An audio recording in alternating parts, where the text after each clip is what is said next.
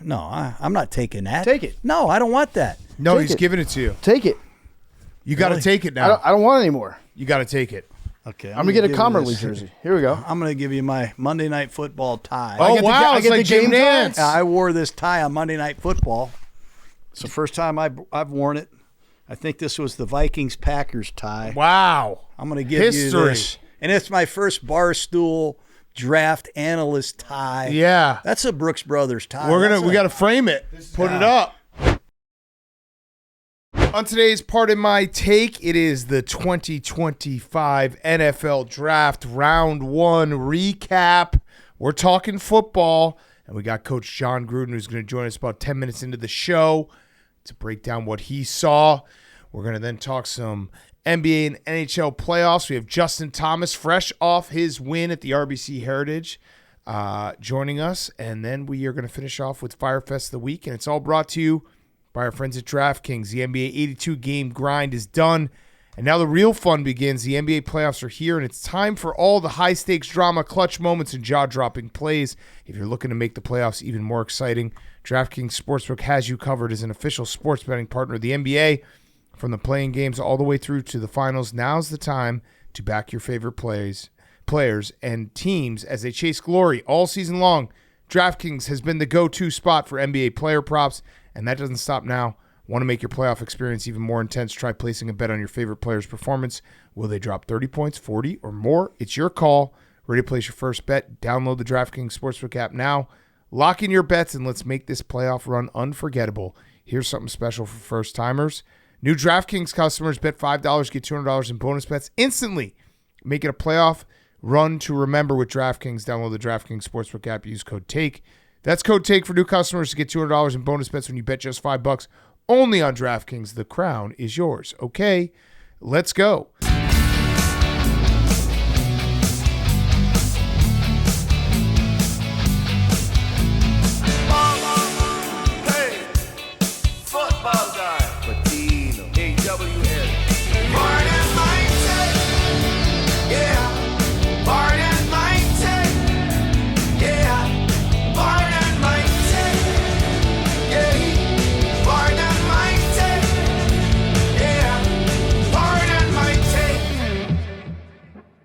Welcome to Part of My Take, presented by DraftKings. Make it a playoff run to remember with DraftKings. Download the DraftKings Sportsbook app. Use code TAKE. That's code TAKE for new customers. Get $200 in bonus bets when you bet just $5. Only on DraftKings. The crown is yours. Today is Friday, April 25th, and football is back. So back. The draft, baby. I love the draft. Nothing like the draft. Although the draft is way more fun when your team sucks ass. All right, I see what you're doing here. That's I would rather the team be good. For sure. Yeah. But it is the truth. Yeah, the end of the draft. Crazy draft? I don't really know. I don't know, the Jaguars trade was crazy. That was a pretty nuts trade. Fleeced? I saw some of the different draft conversion charts. Some people were saying it was an all-time fleecing. So the Jaguars. All right, so let's set the stage first. Roger Goodell came out in a bike. That was weird. I understand, obviously, it's the Packers tradition, but it was just weird seeing Roger Goodell on a bike. Well, you know why they do that in Wisconsin, right? Because the entire state has DUIs. Oh, yeah, that too. Yeah. Yes, good joke. I like that. Yeah. I like that. They do lead the league, for sure. But they came out, and then Clay Matthews, FCC, please arrest this man. I also think he lied. I don't think Donald Trump, he said the Bears still suck, and he said that Donald Trump sent him a message saying that. Yeah, which would be, Clay, you're doing fake news. Yeah, right. Like, Clay Matthews is now leading the league in doing the anonymous fake sources. Yeah. That Mr. President hates so very deeply. He should take away Clay Matthews' FCC license. Can you arrest someone for misquoting the president? Send Clay Matthews to El Salvador. Agreed. That was bullshit. And also, let's just call a spade a spade. He has the entire NFL world watching him, and all he's thinking about is the Bears. That is a big rent-free moment for you. Big time rent-free. Big time rent-free. So, the draft started. Cam Ward obviously goes 1. We all knew it was going to happen. And then the fireworks started. Explosives. Pew, pew. Shefty promised us explosives. The Jaguars gave up pick number 5 overall, 26, 126, it was 36, 126, and a 2026 first-round pick to go up to 2 to get Travis Hunter.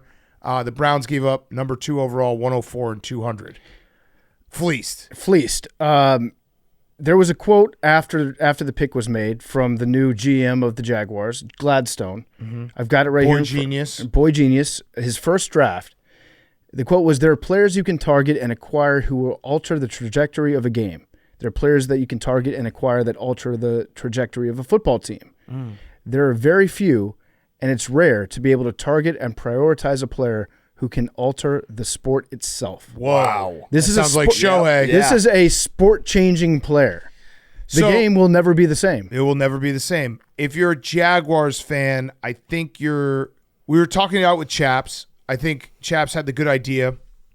You play Travis Hunter as a wide receiver exclusively this year, and then next year you start having him play both sides of the ball, and you're like, that was our 2026 first-round pick. Travis Hunter, the cornerback. That's the way you do it. Yeah, I don't hate that. Also, if Trevor Lawrence throws an interception, you've got a wide receiver that's really good at tackling. That's true.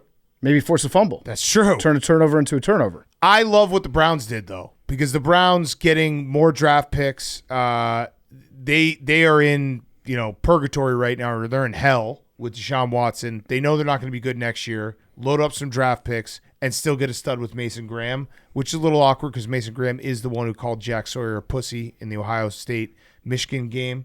So a lot of Browns fans are going to have – they've probably said some choice words about Mason Graham, and now you have a defensive tackle you're hoping is going to be on the Browns for the next 10 years. All right, so if I was the Browns, would it be crazy to – because you got picks now in the second round, you can start the rebuilding process. Flacco might not be bad enough for you to get a top pick next year. Yep. If he's your answer at quarterback. They could still take Shedeur. They could that's what I'm going with here, Big Cat. In the second round, use one of these picks, get Shedeur. Shedeur is going to be extra pissed at the Steelers. Yeah. Good point. Yeah. Also, Shedeur, that was a tough draft party. Yep. Well, tough draft party. At least Gilly was there. Gilly is an all-time vibes guy. Yeah. So for the Jaguars, I was just thinking with their new GM, it feels like a picture-perfect moment. Like if you're a Jags fan, you can almost fast forward 5 years from now and hear the press conference.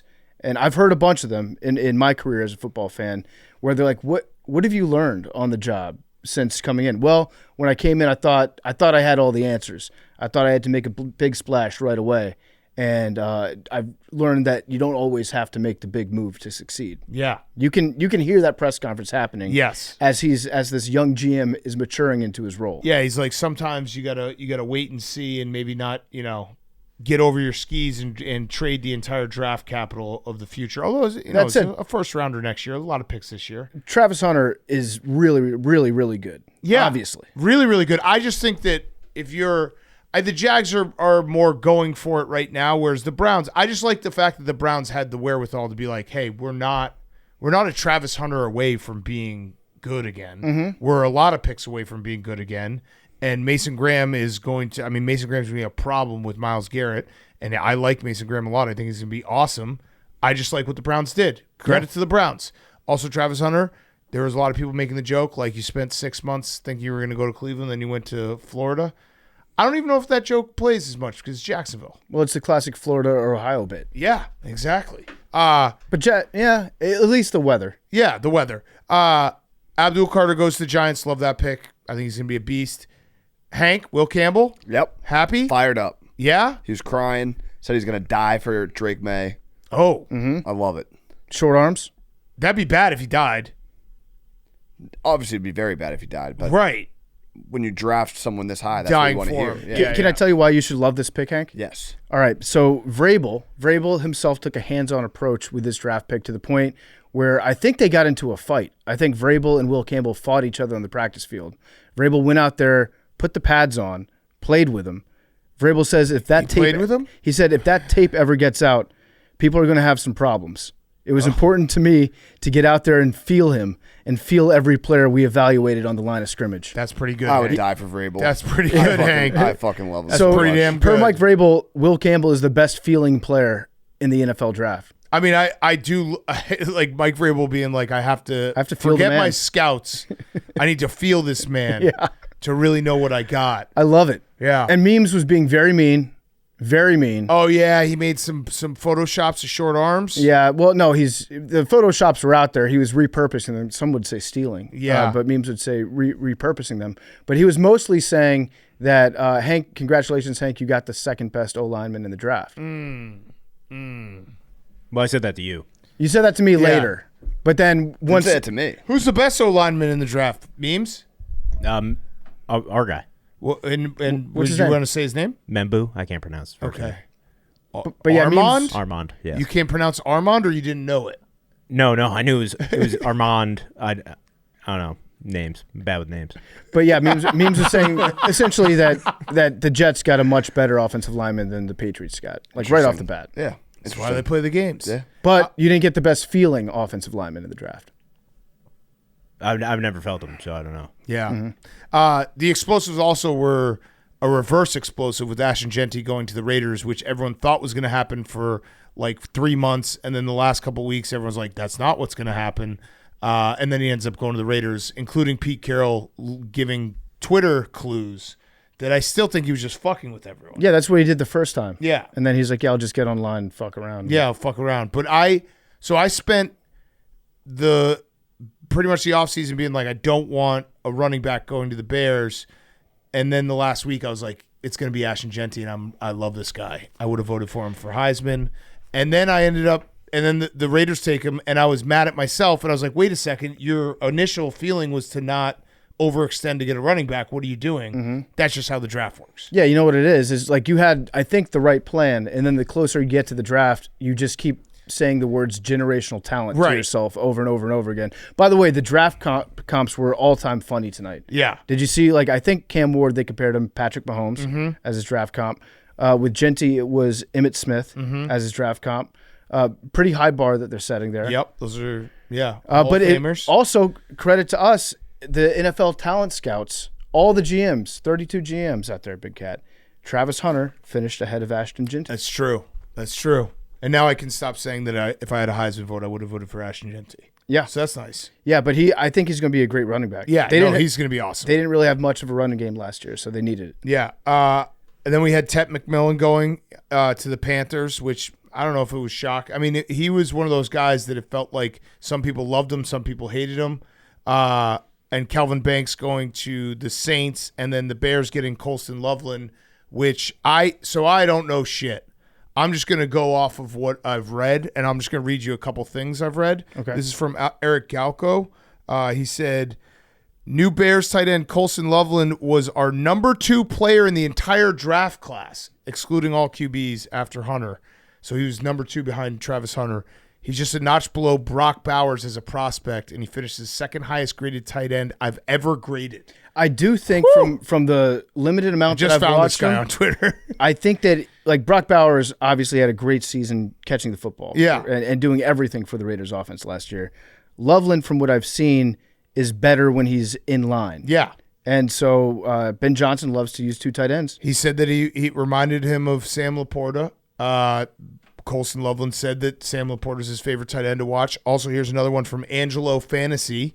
That's just like a guy in Philly dreaming of cheesesteaks. Angelo Fantasy said, Loveland was my TE1 this year.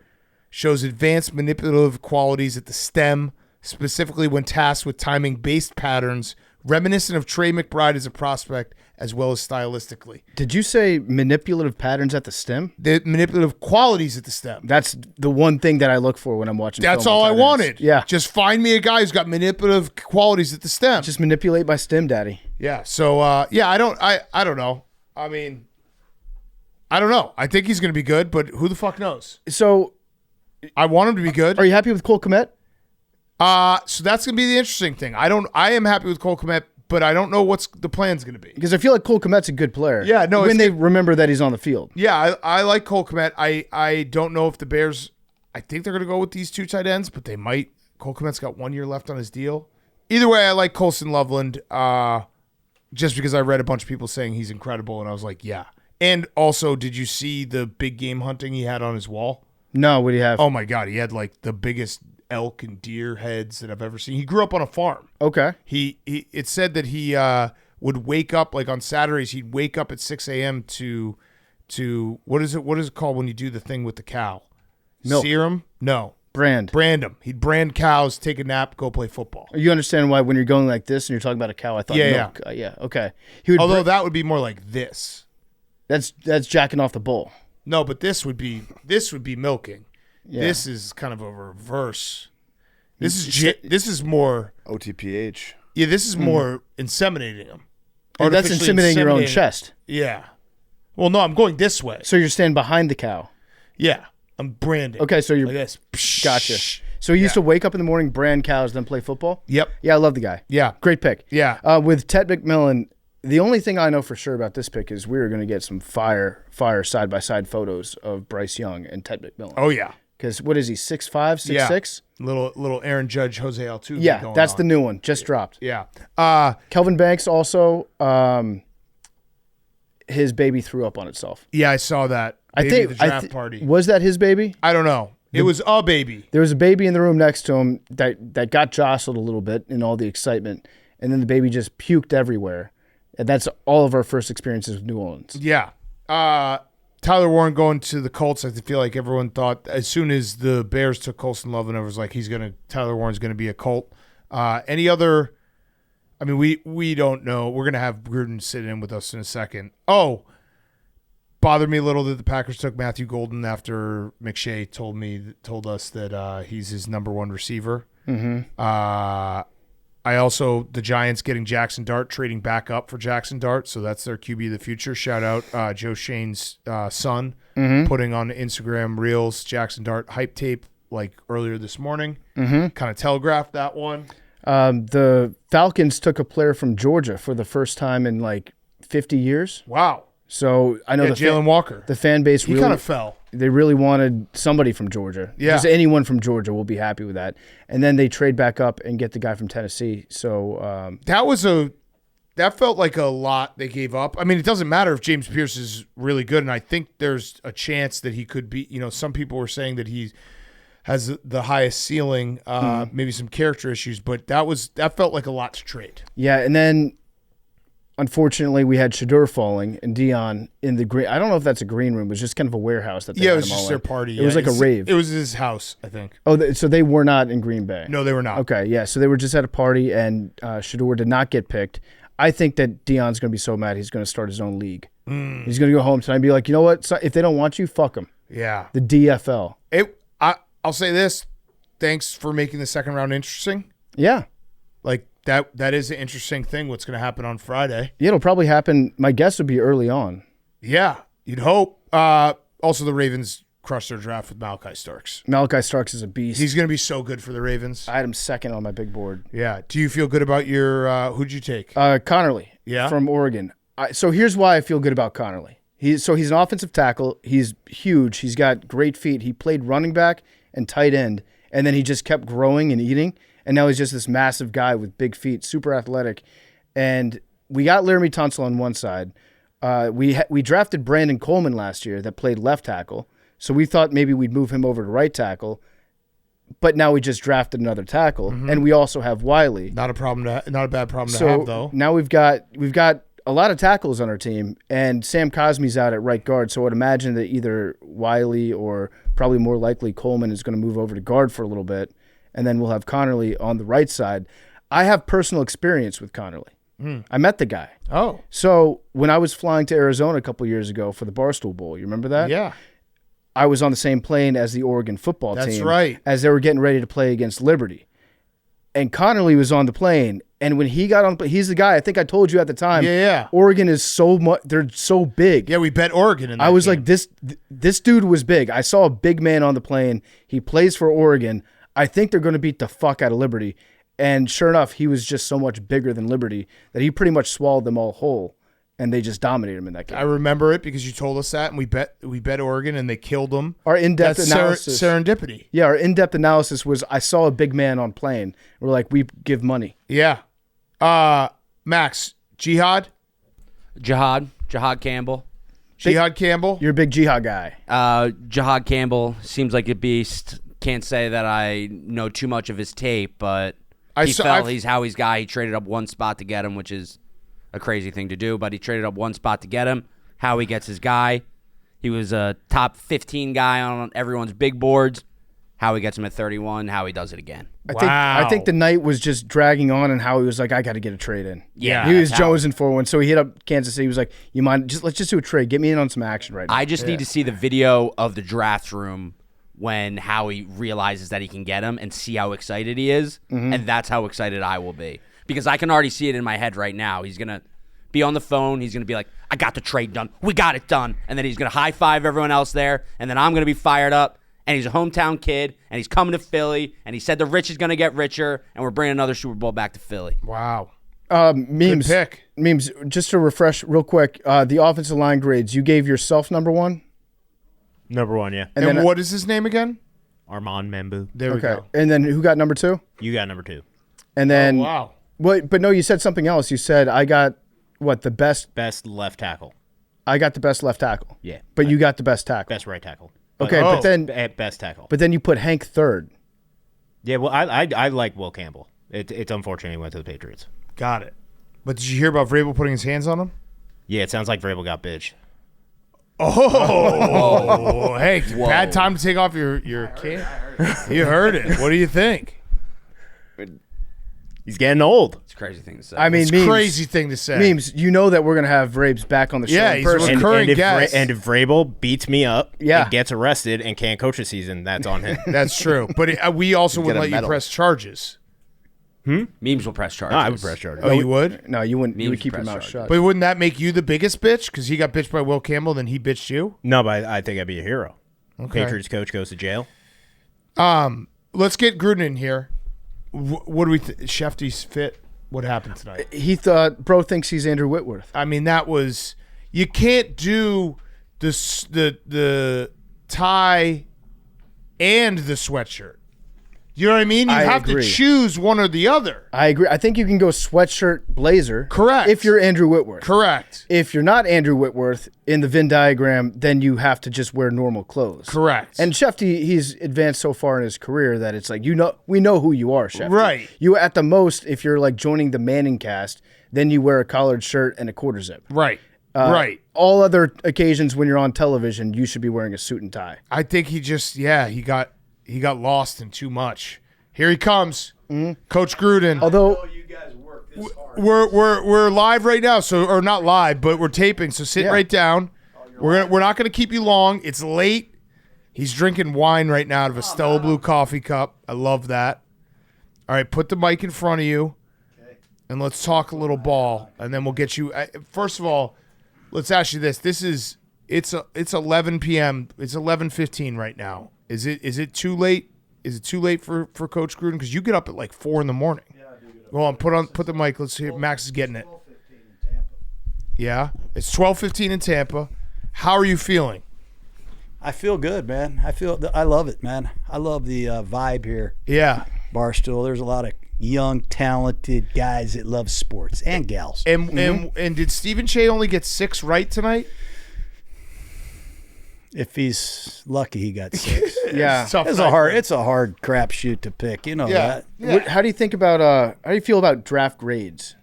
I personally love them because the guys that give out draft grades right after the fact, what they're really grading you on is how well did the teams do in living up to what I projected them to do. So they're really being like, I will give you an A if you think that I am correct. I'd like to take the draft grades and go back on them after a year or two. Yeah. You know, I mean, you get the draft grade the day after the draft. Who gives a rat's ass? Yeah. But after 2 years, you know, you give the team a D or you give them an A. It's a more profitable evaluation, I think, because you actually got to evaluate your players. Yeah. How the hell do you know if they're any good or not That's the a next fact. day? That's a fact. All right, so big picture, what did anything surprise you tonight? Did you think there was any, not grades, but like winners or losers, or you liked someone's moves more than others? I love what the Giants did. Oh, okay. I love what they did. I thought, they need a quarterback. The Browns need a quarterback. The Steelers need a quarterback. They don't have a quarterback. But the Giants got Abdullah Carter, who I think is a really good player. Now you got Brian Burns. You got Thibodeau. You got Dexter Lawrence. You got some guys that can at least get after guys like Jaden Daniels and Hurts, mobile quarterbacks in the NFC East. And then they have the guts. Dayball's been under fire, been on his ass. They move up and they take Jackson Dart. I think those are two really good picks for the Giants. Yeah. And if they come through, that changes the dynamic of their team. What about what'd you make of the Jaguars-Browns trade? Yeah, I was shocked what Jacksonville did. I know Jacksonville, I felt they needed a star. I live in Florida, and the Jaguars are kind of a faceless franchise. Trevor Lawrence just has not exerted himself. It's not like, hey, I got to get a Trevor Lawrence jersey. He's been a disappointment, really. ETN, who are the Jacksonville Jaguars? Maybe Josh Allen, Trayvon Walker. I mean, they needed somebody that had star power. Sell some tickets, get people excited. I just don't know what they're going to do with them. Right. I really think he's a receiver. Yeah. I think he can impact the game and help their quarterback at receiver. I think you're whistling zippity-doo-dah out your butt if you think he's going to play both ways in the NFL in that heat. So why? Well, I had Charles Woodson, probably one of the great football players to ever do it. He played both ways and won the Heisman just like this guy did. And he was 20 pounds heavier. And Charles wanted to play offense also. But it's hard to play defense. It's hard. It's a hard deal, man. Every week's a different offense, different receivers, different quarterbacks, different game plan. You just can't go from that meeting to this meeting. Not many people have done it. You guys have studied it your whole life. Name 2 or 3 guys in the modern era of football that have done it. Sammy Baugh. Yeah, I mean, I didn't see Sammy play, and I'm 61 years old. So we really have to be crazy to think a rookie's going to come in here and do that right away. On the other side of it, though, I liked what the Browns did. I did, too. I like the fact they got those picks. They got the picks. They got a great player in Mason Graham. And I liked that the Browns basically, to me, it's like they were honest with themselves. We're not close. So let's get more picks, draft capital, knowing that this is a full rebuild right now because we missed on Deshaun Watson. And so that gives them bullets for the next year or two. Well, Stefanski, he's been the 2-time coach of the year. So I'm sure he's got a little contract. They got some confidence in him. And maybe they go get Shedeur. Maybe they go get Will Howard. And maybe we over-evaluated Shedeur too. I mean, I hate to say it, but I'm shocked that he didn't go after all the hoopla and all the hype that went in to the pre-draft ceremonies. Yeah. When it comes to making these trades on draft night, if you're sitting in the war room, do some GMs just call you up and they offer insultingly low-value trades just to see if you're dumb enough to take it? It's not like fantasy football. Like I'm a fantasy football owner. I would call Big Cat and say, hey, I'll give you a 6th-round pick for Pat Mahomes just to piss him off to see, if he's that dumb, if he'd really do it. That doesn't happen. Every once in a while you might get a call where, are you serious? But these general managers, they know they're dealing with professional people that know the value of their players. And they're all going off a similar chart. Yeah, they have a chart. They know if you're talking about trading draft picks, that's one thing. I was surprised Kirk Cousins didn't get traded. I thought perhaps he could get traded to the Cleveland Browns. And maybe that's in the cards now. Cleveland has some arsenal with this draft haul they got. Maybe they go get Cousins for 1 year, see if he can rejuvenate his career in Cleveland. And it'll be interesting to see, but everybody's pretty solid when it comes to trade proposals. Yeah, all right. I know a guy you talked to at the Super Bowl, Ashton Genty, got picked 6th to the Raiders. What are your beliefs in drafting a running back that high? Do you think he is worth that type of pick? It's obviously a new regime in Las Vegas. So, do you think that it just doesn't happen very often? Yeah, I used to argue with Mel Kiper when I was doing the ESPN draft. Kiper said, you don't take running backs in the first round. I said, well, Earl Campbell was the first pick. Tony Dorsett wasn't bad. Emmitt Smith turned out okay. Yeah. It all depends on a year-by-year basis. Who are the top 10 players in the draft? I don't think this year's draft was as strong as people want it to be for TV purposes. I mean, COVID impacted this class.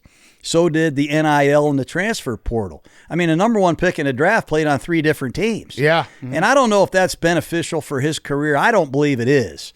But a lot of these guys don't go to spring practice. They're coming out as juniors. They don't play in the same system for multiple years. It's a different process now. So it's a crapshoot.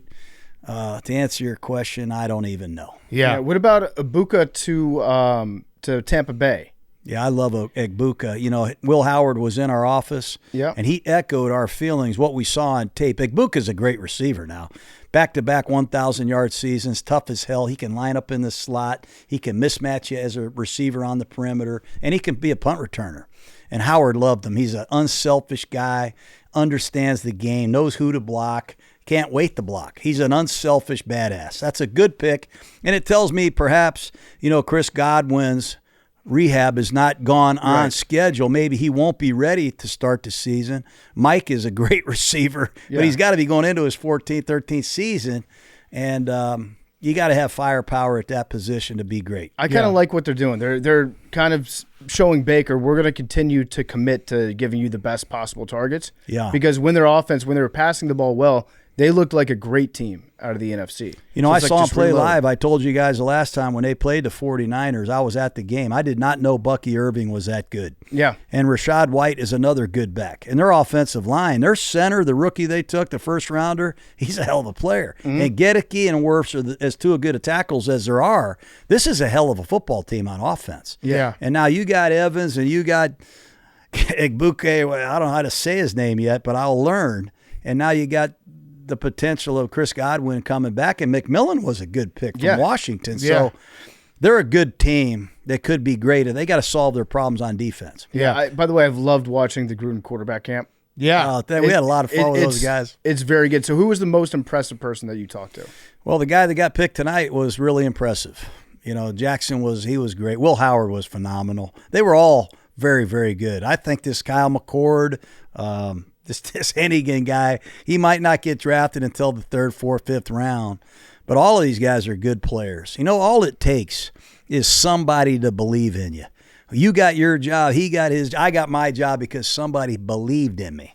And I remember coaching Ty Detmer in Philadelphia. I believed in him. I believed in Rich Gannon in Oakland. Mm-hmm. And sometimes that's all these guys need is somebody that believes in them. Yeah. And I hope Will Howard gets his shot because he's a winner, man. And he's a big, strong, tough son of a bitch, man, and a great competitor. How sick did it make you when Jackson Dart said that he doesn't have a snap count? He just claps. Yeah, it killed. I saw that clip was incredible. Pretty much all of them did the same thing. Really? You know, none of them have learned. Well, that's the thing. We'll talk about this, I'm sure, hopefully in the future. But a lot of people say the game is evolving. The game is evolving. Parts of the game are dissolving, okay? We just had Steve DeBerg in my office. He's 71 years old. He threw for 34,000 yards. He played for the Chiefs. He played for the Bucks, the Dolphins. He played for all kind of different teams. One of the great ball-handling, play-faking quarterbacks ever. And he helped Peyton Manning learn how to play fake. You don't even see a play-action pass anymore. You see the RPO where he pulls it out of the running back's chest. But, you know, parts of this game are dissolving, and the snap count has almost totally dissolved. Yeah. Mm-hmm. All right. Any other teams that you're like, I think they did a great job? And I always just say, whoever the Ravens pick, it's going to be a good pick. Selfishly, I love what the Ravens did, man. I love Malachi Starks. Now, I get personally attached to players. That's the biggest fault I have. A lot of the players, Gruden, you drafted so-and-so. He's not any good. Well, in fact, I love that guy. You know, I get attached to these guys. When I meet them and I spend time with them, there's certain guys you cherish. You want to be around. You want to help. You want to see succeed. And Malachi Starks, he comes in my office. You know he's a badass. He has this presence about him. He's a great communicator. He's big, strong, experienced. He's just a clutch, game-changing player. And for the Ravens to get him and pair him with Kyle Hamilton and Bobby Humphrey, I'm telling you, that was a big pickup for Baltimore tonight. Yeah, he's an awesome player. I wanted him. That was my guy. So Mike Vrabel, apparently, he worked out all the guys, all the big guys that he was thinking about drafting, put his hands on them. And he said that Will Campbell felt the best to him, felt the strongest. Do you get physical with draft picks if you're interviewing him? No, that must be a Patriot thing. It must be the Tuck rule bullshit. You know, I don't feel a guy's butt cheeks to see if he's for me. I got better evaluation to him. I got a question about the Falcons. So they take Jalen Walker at 15, and they come back into the first round and take James Pierce at 26. two guys, they don't play exactly the same way, but you're hoping they're going to be edge rushers. Jalen Walker can maybe move around a little bit more. Is that weird to take two guys and also come back into the round to not, like, you see it with quarterbacks, but they did trade a decent haul to come back into the first round? I was surprised by that. Yeah. They gave up a lot to get for the 26th pick. You would think it would be a quarterback. Right. Because a lot of teams will do it to get the control. I love Tennessee. Control. My wife cheered at Tennessee. I go back to Tennessee. I got a place in Tennessee. I want to love Pierce. I don't see Pierce as a run defender yet. I don't see him wearing the big boy pants and doing what you need to do to be that kind of a player where you give up a first-round pick and other picks to get him. Right. But I know the Falcons need a pass rush. Judon was a disappointment, no matter how we slice it. They had no pressure on the passer. They got rid of Grady Jarrett. They do go and get a good player from Georgia in round 1. And I'm hoping Pierce starts to realize his potential. But I thought he was a major disappointment this year for Tennessee, personally. Mm-hmm. What about what the Eagles did? So the Eagles moved up one spot. That was a shocking trade. I mean, I don't know how that works. Yeah, I know guess Andy Reid and Howie are good friends, so maybe there was some personal information exchanged there, but I've never seen you go up one spot and give up a 5th-round pick from 32 to 31. And then they take a linebacker. Philadelphia, you got to give Howie Roseman credit. If one guy knows how to pick players, it's him. And Nakobe Dean had an injury late in the year against the Packers in the playoffs. To get a guy like Campbell, 6'3", 240, that can run and athletically do the things he does, that's a solid pick. I'm sure Vic Fangio will know what to do with them, but that was a weird transaction. And then Andy Reid gets Josh Simmons, I think the best tackle in the draft, provided he's healthy. Yeah.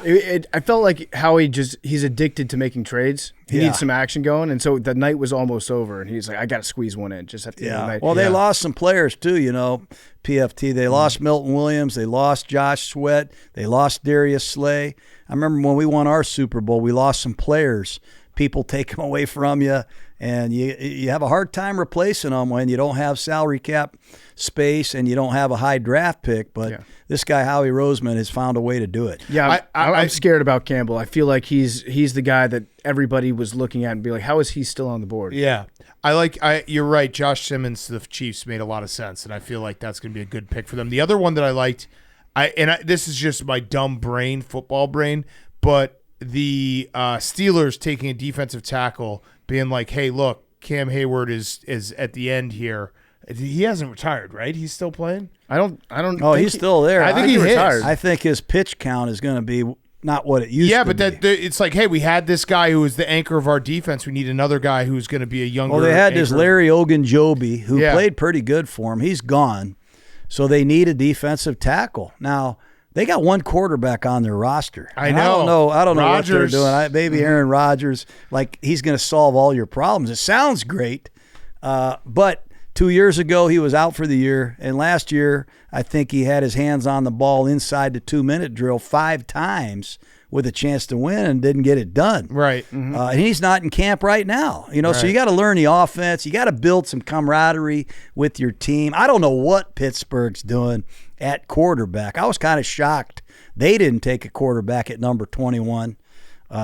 But they got a defensive tackle, and good for them. Yeah. What do you think about some players that are coming out that might be a little bit undersized? You see reports like they need to get a little bit stronger once they get to the NFL. How do you evaluate a guy like that where you're like, he just needs to get stronger and then he'll be great, as opposed to a guy that you look at and you're like, I think he's about as strong as he can possibly be? Yeah, that's where you bring your strength coach in. He's got all the measurables. They measure your bone sizes, your growth capacity. They take a look at your strength numbers. That's why they test at the combine. The problem is a lot of these guys don't even go to the combine and work out anymore. I mean, Will Johnson, the corner from Michigan, I guess did not run a 40 from what I'm told. A lot of the quarterbacks won't run. So it's not as conclusive as it used to be. It's not as well known what people actually run, what their true strength is, but you can measure their body fat and you get a sense of their work ethic, and you got to interview the people in the training staff. You got to interview the people that this guy's been associated with to try to imagine where he's headed with his strength and his true capacity. Yeah. Do you have a favorite draft pick? I loved all my draft picks. I was asked me, and I've had some players that didn't perform that they say are busts. Well, I'm convinced if I was still coaching, they wouldn't be busts. You know what I mean? Selfishly, that's the mindset that I have. I mean, I love Max Crosby. That's easy to say. Hunter Renfroe was a favorite draft pick of mine. Can we get him back in the league? He's going to be back. You watch this week. You're going to see a transaction. I love it. Yeah, he'll be back in football. He belongs in the league. He's physically ready to go. He'll be an exciting addition. Yeah. I also think I'm just ripping off a couple. I think the Cowboys did the anti-Cowboys thing where people thought maybe they're going to take a wide receiver and they were like, hey, we need someone to. That's what they did. But Zach Martin just retired. Yeah. That's what they did 20 years ago with Tyron Smith and Zach Frederick. Right. And Zach Martin. Start building in the trenches they again. started building those guys. The left tackle in Dallas is a first-round pick. Yeah. Didn't play very good last year. The kid they took from Tulsa is a first-round pick 3 years ago. BB's a second-round pick, and now they took another first-rounder. But I think this Booker guy, did you see him running around the facility? Yeah. I mean, I just think this Booker, he's the straw that's going to stir the drink in Dallas. He's going to get that group to come together, and he might kick the shit out of all of them if they don't. He's that kind of personality, that kind of presence. I think he's just what the Cowboys need. I love that pick. And the other two that I liked, I thought the Seahawks doing the same thing where they're going to get an offensive lineman because you got to protect Sam Darnold. And then I kind of liked what the Chargers did just because you need weapons on that offense. It didn't have the pop. And you need, they took Amari and Hampton from UNC. Yeah, I was surprised by that. I mean, they just signed Najee Harris. Yeah. And I like Najee. Najee has 4 straight 1,000-yard seasons. He's almost the same size as Hampton. So now you got 2 halfbacks. Don't get me wrong, they're good to have, but they want to run the ball, though. They're going to want to run the ball. I watched the playoffs. They got a bunch of Neanderthals. They look like a sumo wrestling team. They got Justin Herbert at quarterback. They got to throw the ball in an indoor facility like they play in. Perfect conditions. I just thought they would take 2 or 3 receivers and help this guy throw the rock because he's really good at it. I think they'll end up taking one later in the draft. I just think that Harbaugh wants to run the ball. And, I mean, they're just going to be set up to just smash mouth football. Well, they didn't run the ball against Houston. They couldn't. They didn't run the ball. I think you got to throw the ball a little bit to run the ball. Yeah, true. Good point. But, I know all you guys are big Harbaugh fans. I am too. Yeah. But they have 3 tight ends. They got a defensive lineman playing fullback.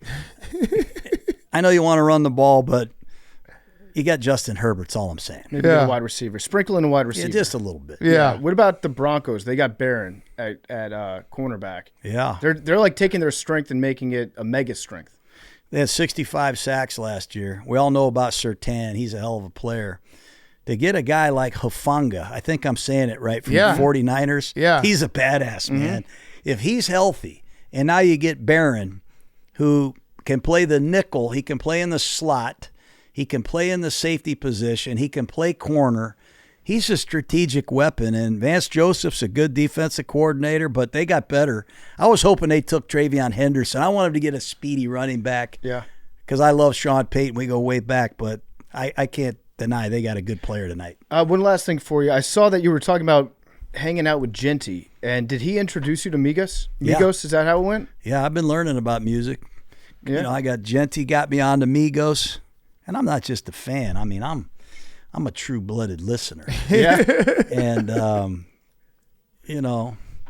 Young Boy. Yeah.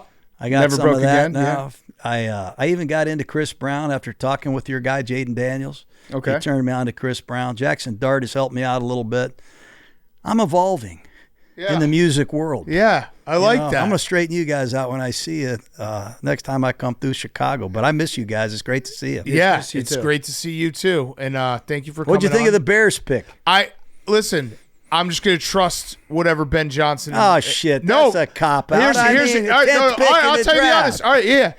The first 9 picks broke poorly for the Bears in terms of like what you were hoping, where it's like, hey, maybe Ashton Genty falls, maybe Mason Graham falls. It basically went in order of like, you had two offensive linemen, all these guys get picked.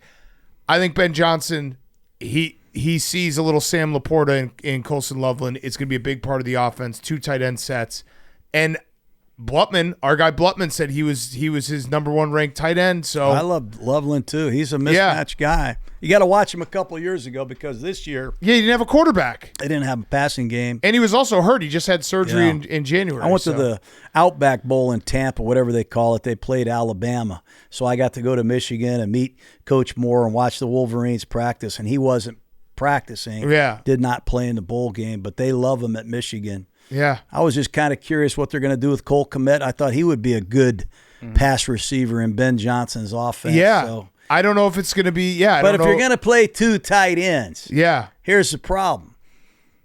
Which receiver do you take off the field? DJ Moore, the kid from Washington, or Keenan Allen? Well, I don't think Keenan Allen's going to be on the Bears, so we'll get him off the field. Okay, well, if Keenan Allen's not going to be on the Bears, there you go. There's the Solve the problem. There's a problem solved tonight. Hey, look how easy that is. Because when I watch the Lions play, they play what I call 11 personnel. You got 1 back, 1 tight end, 3 receivers. They did actually. A lot. I saw the stat because I basically, the minute a pick gets made, you just go and look for all the positive affirmation. And it was Ben Johnson, I think, was like 2nd or 3rd in the league in 2 tight end sets, 33% of the time. So he's gonna do it. We're gonna fucking listen. Colson Loveland, that was my number 1. I told you, he was my number 1. I know you called it. You walked in. I give you credit, man. I might have been tipped PFT off. walked in. He fumbled. He threw a pick 6 when he walked in. That's not true at all. He was asking for Malachi Starks. I said Malachi Starks, but that was after the Ravens had already taken him. I was just bummed out. I said I had Malachi Starks too. And you remember last year who I had number 1 on my big board, right? Yes. Who's that? Jaden Daniels, number 1 on the big board. No, I can vividly remember getting that shoved down my throat. And boy, did you hit that right on the freaking lottery, man. Yeah, so I did screw it up because Nate screwed it up for me because he told me that Mike Green got picked. Remember that? Yeah. So Mike Green, I kind of like Mike Green. I watched a bunch of his highlights last week, and that dude seems like he should have been picked in the 1st round. Mike Green, the kid from Boston College, the safety from South Carolina, those are the top 3, I think, defensive players that are coming right off the board. But I never did get my Sainris Still jersey. Oh. You want this one? Well, no, I mean. No, take this one. No, I'm not taking it off your back. Well, you mentioned it because you like it. No, I'm not taking that. Take it. No, I don't want that. No, Take he's it. giving it to you. Take it. You got to take it now. I don't want it anymore. You got to take it. Okay, I'm going to get a Commerly jersey. Here we go. I'm going to give you my Monday Night Football tie. Oh, get the- wow. I It's get the like Jim game tie? Nance. I wore this tie on Monday Night Football. It's the first time I've worn it. I think this was the Vikings-Packers tie. Wow. I'm going to give you this. And it's my first Barstool draft analyst tie. Yeah. That's a Brooks Brothers tie. We got to frame it. Put it up. But What anyways, a moment. I All got to right. go now. Game Yeah. respect game. It's late. It's late. I really do admire you guys, man. The work you guys do. I appreciate it, man. We appreciate you you, set a freaking Coach. tone around here. Yeah, got to set the You tone. know what? You need to set a freaking tone. Yeah, I love and it. Standard is the standard, they always say. Standard is the right. You standard. know what was great, though, tonight is seeing Jersey Jerry swallow a grape when he took a defensive tackle he didn't know. Oh, thank you, Coach. He was so excited. Yeah. Thought he was going to get Shedeur. Yeah, he did. He was going Shedussi. Yeah. All right, thank Good you. to Love see you too, Coach. Love you too. Hey, Big Cat, Yeah. can we do a picture real quick? The jersey swap? Can you take a picture of this? Yeah. Jersey swap. I made out on this. I think you might have.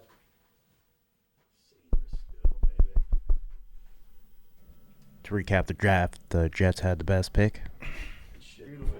All right. right, see you, Thanks, Coach. Coach.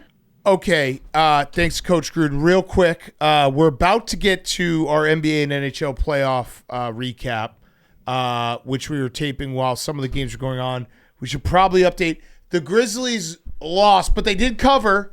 And also, John Morant is very injured. And Lou Dort, as a Lou Dort guy, I disavow that was not a good play. Yeah, that was bad. That was really bad. It was bad. Ja landed. It looked like where did he land? It looked like just on his Hip. face, so like It was on hip. his body hit flatly. So Yeah. his hip, not good. That was all Thunder. I mean, Ja not being in, the Grizzlies are very limited offensively, but they did hold the Grizzlies to 31 second half points. That was bad. That was really bad. Lou Dort, we got to be better. I'm a Dortcher Chamber guy. But yeah, you're going to hear us recapping live, and I think we said that the Grizzlies were going to win, but then John Morant got hurt. PFT believed. Well, yeah, what did I say? you believed. I said just wait. Yeah, but the Grizzlies did cover. That's true. Yeah. So, and I took them plus 8.5, so they did cover, but that was Thunder are going to sweep, just like we thought from the beginning. All right, we got to do real quick before we get to our playoff recaps. We're going to do our first baskets, which we all got wrong. So this is for Friday night. DraftKings, we're going to give you our picks for first basket scorers on Friday night. NBA playoffs are finally here. It's about to get wild. High stakes drama, insane buzzer beaters, jaw-dropping dunks, and the excitement you live for. And guess what? DraftKings Sportsbook, an official sports betting partner of the NBA, is giving you a chance to boost your winnings every single game during the playoffs. That's right, every game, all playoffs long. DraftKings is rolling out a special NBA profit boost. So what are you waiting for? Download the DraftKings Sportsbook app and use code TAKE to claim your profit boost. That's right, code TAKE. Get you a boost for every single NBA playoff game. Don't miss your shot at big wins. This is the moment you've been waiting for. Only on DraftKings. The crown is yours. Okay. What do we got for first basket? Give Also, me Kristaps Porzingis. we did call correctly the Clippers. That one we called early, and they fucking killed the Nuggets. I'm going to go Derek White. That's Kristaps is plus oh, 425. because it doesn't matter, right? Yeah, it's not a parlay. Derek White is plus 850. All right. Give me, what's Giannis? It's probably low. I'm just trying to see one go through. Giannis is plus 350. All right, love it. Did Memes Taking just make the Giannis. nerd nugget? Yeah, he did. Was that the sound memes? I'm going to go with Luka plus 550. Okay. All right. Let's kick it to ourselves. We got NBA and NHL playoffs, and then we have Justin Thomas and Fyre Fest. Okay, before we get to the rest of the show and talk some playoff action, we are brought to you by our friends at KFC. The future of dunking is here. The Dunk It Bucket is no ordinary release. It's a first-of-its-kind, customizable flavor experience. KFC is introducing the first ever bucket built for dunking. It's an interactive, crave-worthy food experience designed for ultimate dipping, dunking, sharing, and devouring. Now with the new Dunk It Bucket, KFC is inviting everyone to get in on all the delicious possibilities and dunk it their way. Because dunking isn't just for basketball legends anymore, it's for everyone. KFC Dunk It Challenge may be over, but you can still dunk, dip, and devour with the KFC Dunk It Bucket. We love KFC. We love the Dunk It Bucket. It is revolutionary. First of its kind. Customizable flavor experience. You got to do it with the Dunk It Bucket. They're inviting everyone to get on all the delicious possibilities and dunk it their way, because dunking isn't just for basketball legends anymore. It's for everyone. It's so delicious. KFC Dunk It Challenge may be over, but you can still dunk, dip, and devour with the KFC Dunk It Bucket. We are also brought to you by our friends at Game Time.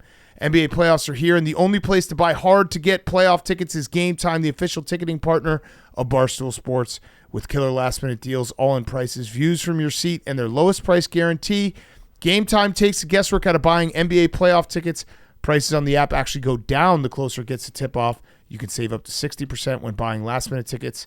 We're looking at tickets for the Bucks Pacers Friday night, tonight. I think the Bucks are gonna make this series interesting. I think they're gonna go on a run starting tonight, and you can get in the building for just $60 on the Game Time app. Okay, the Fiserv. Great arena. So what are you waiting for? Buy those tickets to the Bucks Pacers tonight for $60. Take the guesswork out of buying NBA playoff tickets with Game Time. Download the Game Time app, create an account, use code PMT for $20 off your first purchase. Terms apply. Again, create an account, redeem code PMT for $20 off. Download the Game Time app today. What time is it? Game time. Okay, let's talk some playoffs. We can go chronological order. Hank? Yeah. Up 2-0. Easy on the Magic. Easy. Tatum was invisible. Didn't play. That was a joke. I know. Yeah. But I think that, this series doesn't, it's just, The Mavericks are just playing, Magic are just playing like scum. yeah. Well, that's the being thing. cheap. It's like if you're a really good team and you play borderline dirty, then you're just a really gritty team. If you're not quite that next level team and you play really dirty, then you're just dirty. And that's kind of what the Magic are falling into right now. I don't know if they're playing dirty as much as they're just not like coordinated and good. they're just getting beat and getting mad. Yeah. You're talking about that one play specifically where Kristaps got elbowed in the elbow. forehead. Like, I think he just doesn't understand how to control his body. I saw that guy fall down, and I was like, "Is that guy okay?" Yeah, right. I was like, "You're just kind of a spaz." Yeah, that wasn't dirty. That was like a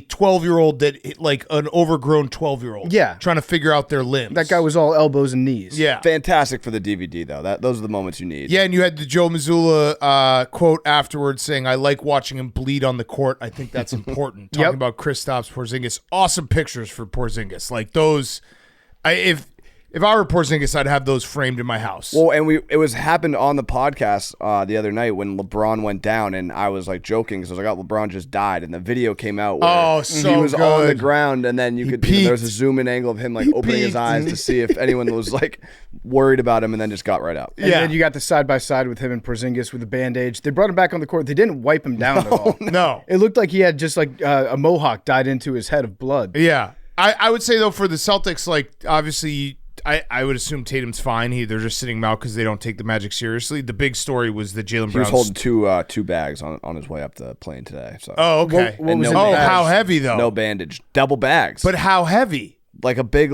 nice Louis. But wouldn't that be interesting if one of them was empty? Yeah, what was in the bags? Clothes, probably. But it could be an empty bag. Okay, we're talking about I don't. To your point, I don't think they need to play those type of mind games. Are we talking about like a thick cable knit sweater? Or are we talking about a silk shirt? Wait. Clothes can be heavy. Clothes for a road trip. Hold on, time out. You don't think Joe Mazzulla would be like, "Hey, Jason, hold this empty bag on the way up the steps"? That's true, but that's also something maybe you save. The empty bag trick? Yeah. Okay. I think Joe Mazzulla actually might give him a heavy bag to carry up. So the story from this game is: did the Celtics use their empty bag trick too early in the playoffs? Did the Celtics empty the bag? Some high level analysis right here. Yeah, Jaylen Brown looks completely healthy. 36 points. He was awesome. That would be your big takeaway, I would think. Yeah. It's like, because, I mean, obviously his knee going into the playoffs was like, I hope he's okay. Also, this was a weird game because it was one of those, it was like a torture game because the Celtics they were always up about 10, never could like do the kill shot, but it was never the Magic could win the game. Right. So you kind of were watching and being like, oh, you never know. Oh, it's 8. And then you're like, no, but it's never going to happen. Yeah. So with Tatum, how far can you go without Tatum? How long could you conceivably keep him on the bench? Well, I mean, to the top of the plane with the empty up bags. all the stairs. Yeah. 33,000 feet is what you're saying. Easily. Yeah. But no, how far do you think you could make it just by sitting him? I don't know, and luckily we're not going to have to find out, I hope. Luckily, we're not going to have but to find out. But it's a great team. It's a complete, it's a team effort. Jaylen Brown, in his comments today, said the offense runs through Jason, like he's our playmaker.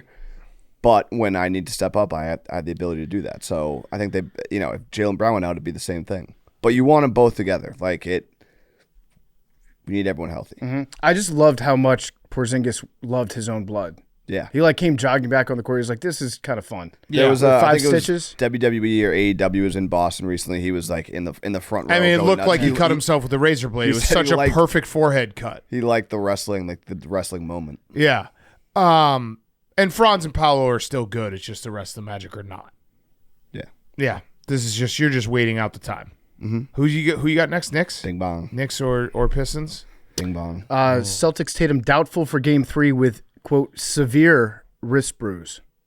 Okay. So that bag was empty. Severe wrist bruise. That bag was empty. I could see Joe Mazzulla putting extra weight in it and just having him carry up the steps and be like, I want the least painful part of your week to be when you're playing basketball. Yeah. Or like and then getting re-injured. Mighty Duck situation. He put it in the bag to see how. Yeah, the Adam Banks. Yeah. Mm-hmm. Can you hold the stick? Cavs Heat. Cavs are up 2-0. This was the Cavs' second quarter was one of the best shooting quarters I've ever seen. They went 11 for 14 from 3. Absolutely crushed them. And then the Heat actually fought back and got it. I think they got it to a 2-point game.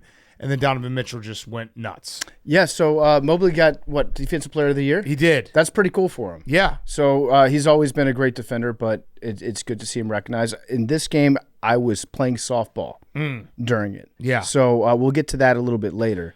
But again, this goes along my policy of not really paying attention to anybody in the East besides the Celtics. Yeah. They it was like the Cavs. The Cavs were up by a lot, and I give credit to the moral victory for the Heat is what I'd call it. I mean, moral victory for They the Heat fought back. that they are in the playoffs. Yeah. Well, and also fighting back in this game because, like I said, 11-14 from 3 in the second quarter. Also, Tyler here, I'll probably be taking some of his props on DraftKings. Oh, yeah. Yeah. Bulletin board Darius material. Garland after Called them out. they said what the Cavs need to do to continue to win. He said, pick on Tyler Hero. Yeah. Why do you say that? Well, because Yeah. Why? I know. Don't get me wrong, Big Cat. I know why you would think that, but why do you say it? I think that It's a wild. It is wild. There's no reason to say something Well, like that. I think there's nothing Tyler Hero can do, so they don't. Poke the bear. But Don't why poke the try? bear. Yeah. Well, I mean, they're talking about defense. Still. He was good offensively. Yeah. Yeah, I don't know But, like, if Tyler if you're- Hero if you're, has you it know, in his bag. But I guess it's like if you're pushing your opponent to try. I guess Yeah, I think they're saying like he's not going to be able to guard us. Yeah, it's and like- we're just going to keep getting switches till we find him. It's like when Bane is like, "Where's your precious Batman now?" Yeah, I mean it's happened. I mean, what last year in the NBA Finals, they were just like, let's just keep switching till we find Luka. it happens. Yeah. This is what they do in the playoffs they didn't these say days. it. They They weren't hunt. like, we're just hunting They Luka. hunt. They hunt for someone. But it's rare that you would like publicly say, Yeah. "Hey, that guy." Hey, excuse me, Mr. Journalist. I just want to say that guy sucks. I think the Cavs probably are not scared of the Heat. Appears that way. Appears Even though that they way. almost blew that game. They almost blew that game. Warriors Rockets it's just a fist fight, and Jimmy Butler might be out for a while. I don't know how. Do we have any update on his injury? He hurt his butt. It was a contusion, a contused pelvis. Oh, Memes just had to tell Max, hey, they're talking about update on Jimmy Butler. Go look it up. Memes, do you think you should be running the computer? If I need a third computer, I'm doing two audio and video. I just need a third one. So that Max can just sit back. The Eagles are coming up on the clock. I'm trying to figure out what's going on. You said, quote, I can't wait to not care about who we pick. I know, but then when it comes down to it, I'm curious. I mean, just find who Howie Roseman, find who was mocked.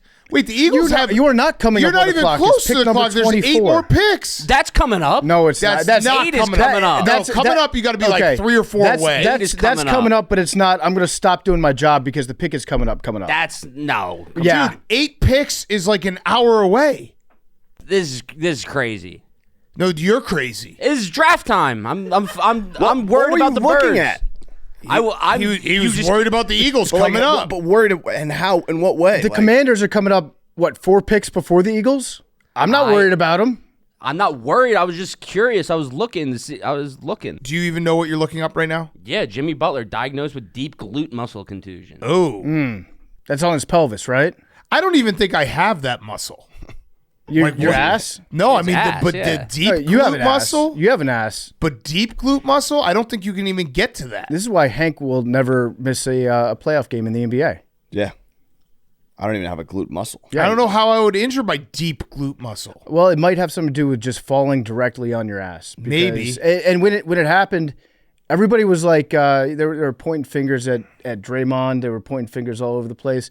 Draymond didn't do anything. I want to absolve Draymond in this collision. I like Draymond. I like what he said after the game. What do you say?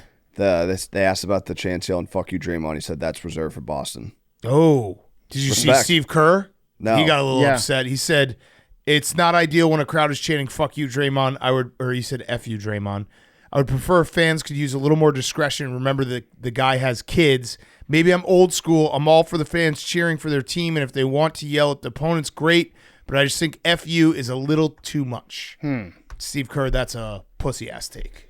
Yeah, I would agree. Steve Kerr kind of got pretty smarmy with it after the game because he was talking about the physicality. Yeah. And he kind of like looked down his nose at playoff intensity. It's like, dude, you won championships with Draymond on your team. Right. Yeah, that's the funny thing about. You can't see it from that other side. Yeah, the Rockets are definitely mucking it up, and it's a very physical series, and the Yeah. refs are letting them play. But Warriors fans being like, "This is egregious." What are you talking Yeah, about? you can't. You don't Yeah. get to do that. Yeah. Max, can you tell me what is Steve Kerr's son's name? Nicholas. Nicholas. Yes. Nicholas is correct. Nicholas is correct.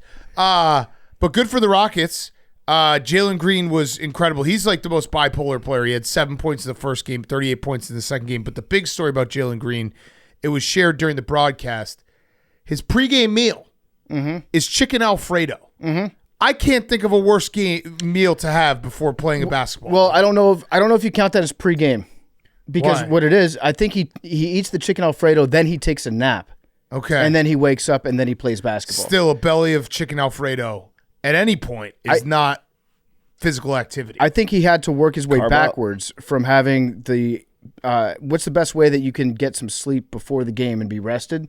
I know I will eat a big dish of creamy pasta. it. So it's like it's essentially taking NyQuil so that he can sleep, so that he can play. I mean, 38 points. I guess the chicken Alfredo worked on Wednesday night. I just know, I feel like chicken Alfredo. I mean, lasagna maybe. I mean, amongst all the pastas, I would say that chicken Alfredo probably the worst. Yeah. Yeah, I can't think of. Maybe gnocchi. Yeah, but That gnocchi, sits heavy. I feel like they never give you enough gnocchi. Yeah, but if you have like They- if you're at the buffet, No, but they always give you like 10 gnocchi. You're like, I want more gnocchi. yeah, maybe. Is that not right, Max? I just don't pierogi? like the way you're saying it. Gnocchi? Gnocchi I'm not gonna Say it. Say it for us, Italian. And gnocchi. and gnocchi? and gnocchi? Yeah. It's 3 syllables. And gnocchi? I'm not gonna say it again. Okay. Wait, what was it? Gnocchi. And gnocchi? But do you agree that they You only don't give say you it like that. I memes. I 1,000% say it that Do you way. do they not give you enough in gnocchi? That was good. That was pretty. that Do was they good. not? That's do you not agree? It depends the place that you go to. I've gone to some pretty fat places that give you a huge bowl Of what? and gnocchi. And that's not even Italian. I think what you're doing is like you're adding the extra vowel onto it. You're like a gnocchi, which is No, fine if you say it like that, but you can't say a gnocchi. It's the GN that. It's the GNO that you're Gnocchi. saying. A gnocchi. I'm probably saying it wrong. I'm gonna have Italians in my ass. Oh, saying yeah. it. Yeah, you're gonna have Italians in your ass. yeah, Yeah, you will. All up in your ass. Yeah, you will, Max. Maybe spaghetti meatballs, Max. You could play on spaghetti. Oh meatballs. yeah, you could play on the spaghetti. It's meatballs. actually a It's the spaghetti. cream. It's the heavy cream. Heavy of the cream is Alfredo just that you can't brutal. do. Yeah, heavy cream. Yeah, the heavy cream is it's a very strange choice, but if it's for the purpose of just sleeping, I kind of get it. Yeah. But that's maybe one of those moves where once he turns 29 and they're going to be like, how are you changing your game? He'll be like, well, I started finally taking care of my body. You can't convince me that even with the nap in between, Jalen Green has not had at least a couple times this year where he's like had a nasty burp while running up and down the court. Yeah. And like, ooh. Because those, like the 3 hour later chicken Alfredo burps, you're like, ugh, that's gross. Yeah, creamy Alfredo and a glass of red wine before I get out there on the court. Yeah. That'll do it. Yeah, I mean, lasagna was the only one I could come up with if you're just picking with the pastas. I don't know what like a pierogi dinner would be tough too. yeah, pierogi would be tough, but that's another one where they don't give you like a ton. Yeah, but when I get them, I get like 4 Oh. different kinds of pierogis. Yeah. Oh yeah, absolutely. Pierogi might be the most underrated pasta dish. I don't even count it as pasta because it's Polish. Yeah, but it's got the pasta around it. Yeah, that's just a Polish pasta. Okay, Knicks Pistons. Knicks win. Jalen Brunson was great. He was great. Say something positive about Jalen Brunson. Also, Cat was great. I bet Cat to have a bounce back game. I feel like this is just what Cat does. Next game, he's probably going to be invisible. The game after, he's going to be awesome. Also, the Knicks, turns out passing the ball works because I felt like they passed the ball a lot better, and it wasn't just ISO ball. And the Pistons fought till the bitter end. I think the end of the game, the last like 10 seconds, took like 25 minutes. There was a bunch of reviews. They gave him an inbound. I think the clock operator gave him a little something extra, and they kept on fighting.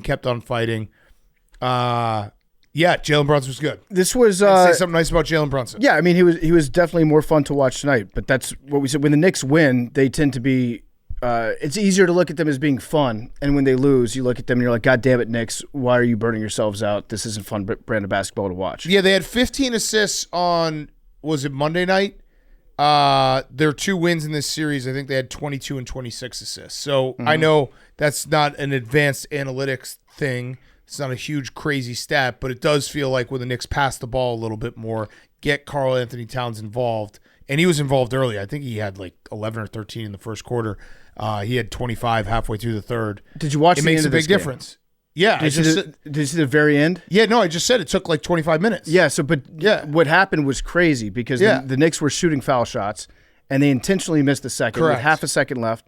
And what happened was the home clock operator for the Pistons started the clock as the free throw was still happening. And so the clock ticked down to 0, the buzzer sounds, the whole deal, before they even get a chance to rebound it. So what happens is then you have the Pistons that get a free inbound. The clock stops, and you get to inbound the ball and attempt a shot, as opposed to it working out perfectly for the Knicks. The game's over at that point if the Knicks hadn't had the buzzer sound on them, because they missed the free throw beautifully, and that was that. That is a loophole, and I'm actually not mad at the clock operator. No, that's what I'm saying. It was a home, Yeah, you need the help. it's a great job by the home clock operator. That's definitely a trick that he saw at some point during a regular season, and you mentally file that away as a clock operator, and you're like, when the team needs me, I've got the best play that I can do to contribute to the win. Like, what do you do? Do you kick the clock operator out? I know what I do. Hold on. You call Rico Bosco. Yeah.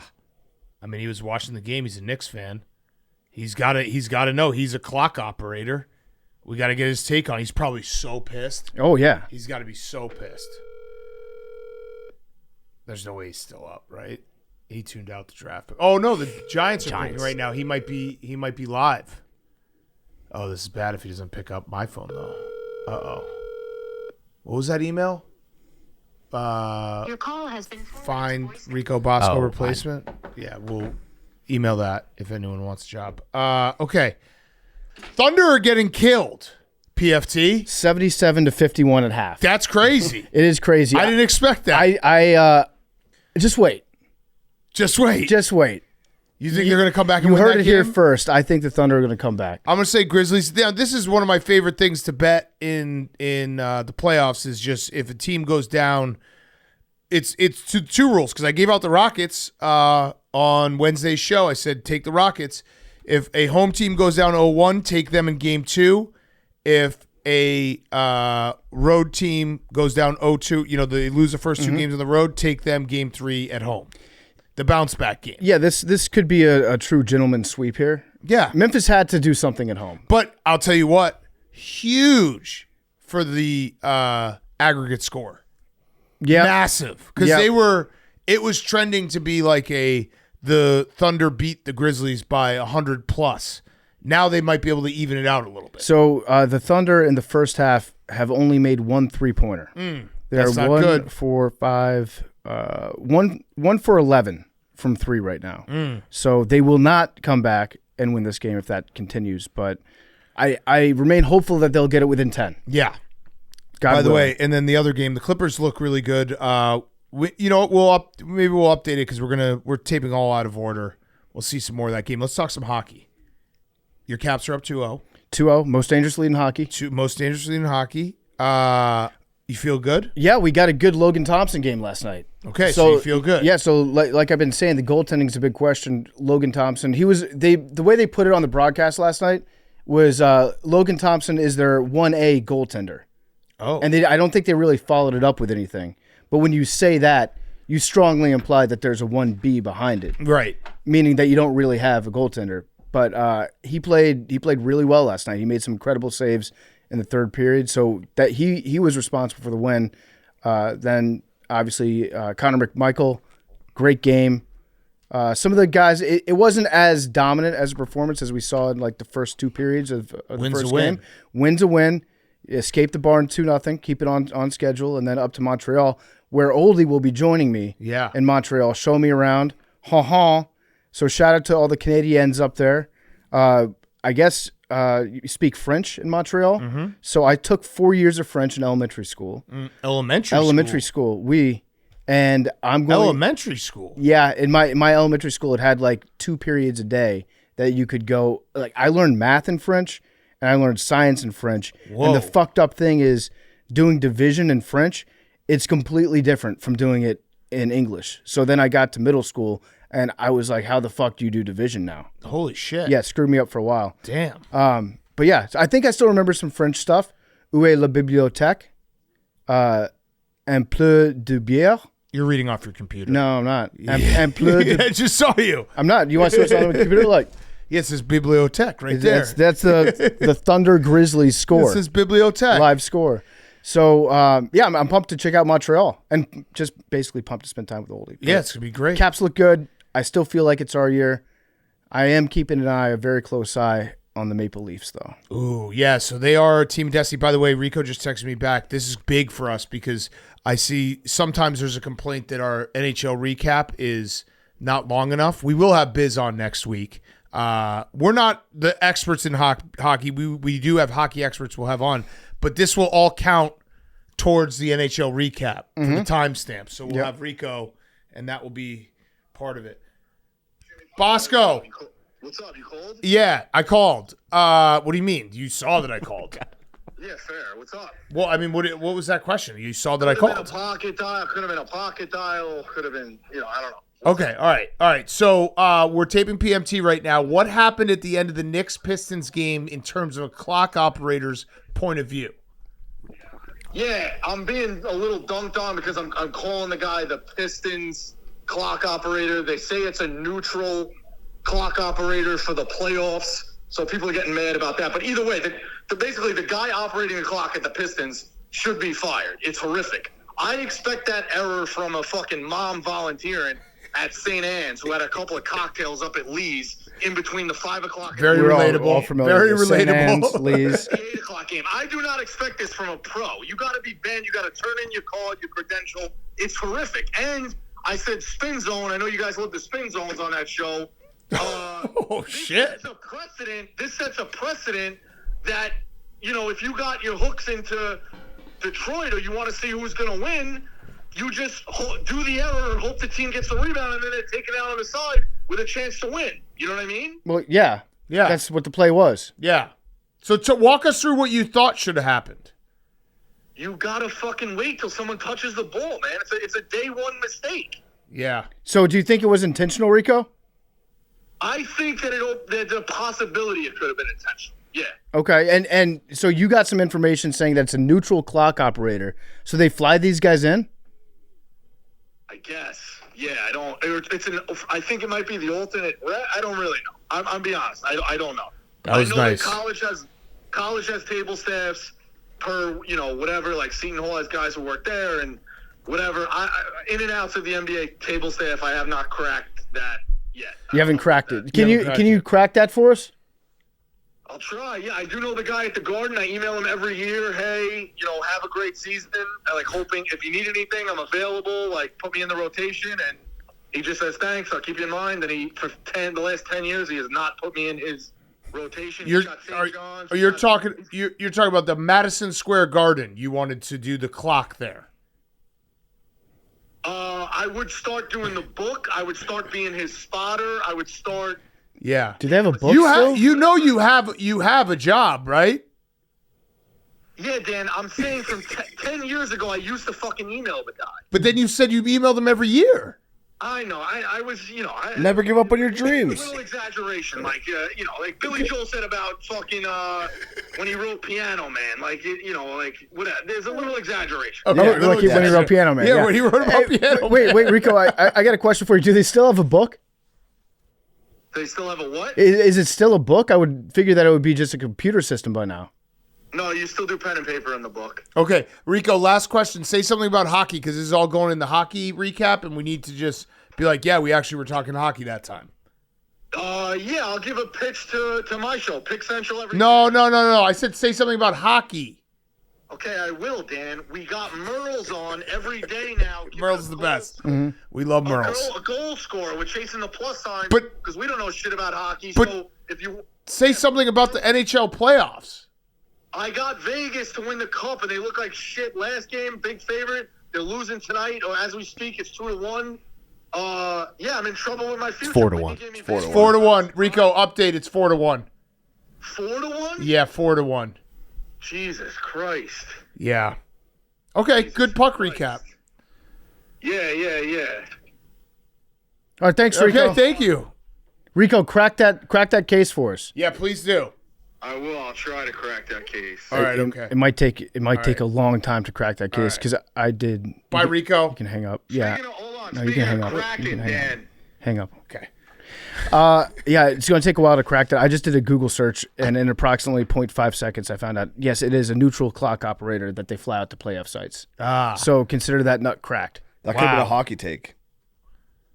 I have to text him what was speaking of the Kraken, because that could have been you cut out. Yeah, that might have been a good joke. Okay, Leafs year. Oh, wait, he's going to say, speaking of the Kraken, how about that fat fuck Max in his pants? Oh, That's what he's going to say. I'm not making the joke. Rico was going to say, no, I intercepted his joke. No, you said it. I intercepted it, then I threw it to my own team. Who's your team? I pitched it back to you, Max. Yeah, he shit, threw it back thanks. to you. Yeah, now you return it. Thanks. Leafs year. Overtime winner. It might be the Leafs here. Inside, not worth on the pod. Inside Barstool question. All good. What? He was Speaking of the on the Kraken. pod when. Speaking of the Kraken. Rico is incapable of going on to a Barstool podcast without saying something. Actually, let's keep this off of this podcast. Yeah, like what do you mean? You were on. Okay. He loves bringing up on a podcast. Let's not keep this in the pod. Hey, Dan, thank you for asking me on Depart My Take so I can talk about the one thing in the world I'm an expert at, which is clock operator. I don't know the answer to the question, and also I'd like to talk to you about my future employment at Boston Sports.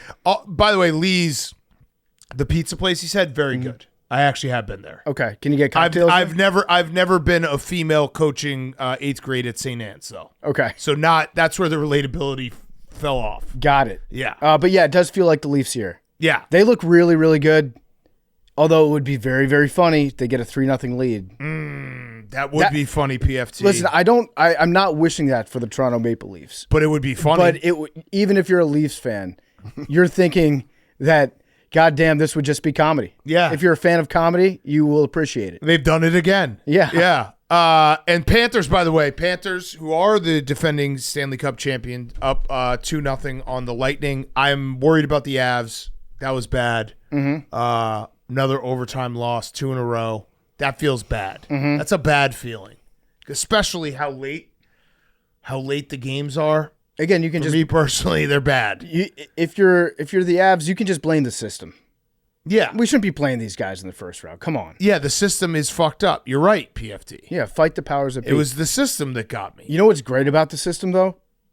Freebird has become the NHL theme song now. Yeah, I know. They play it like 6 times a night. In and out, yeah. It's so good. Of the commercials. And, by the way, the Kings, I wish I had known about the harmonica band before the playoffs because I would have bet the Kings. They got to do every game, right? Every single game. The fact they brought it back is like, that's a team that is, they got their ear to the street. That was very smart of them. How long was that hockey talk? 17 minutes. Oh, I love it. Very I good. love it. I just made that number up. Okay. Yeah. We will have an expert on, though. Are any goalies standing on their heads? I would assume. Let's see. Bennington, I feel like, has been standing on his head the last 2 games. Maybe? He's capable. Well, no, they're down 2-0. They're winning right now. Actually, I'm watching right now. He just gave up a goal, so that was a bad call. You pushed him off his own head. Oh, Bob, right?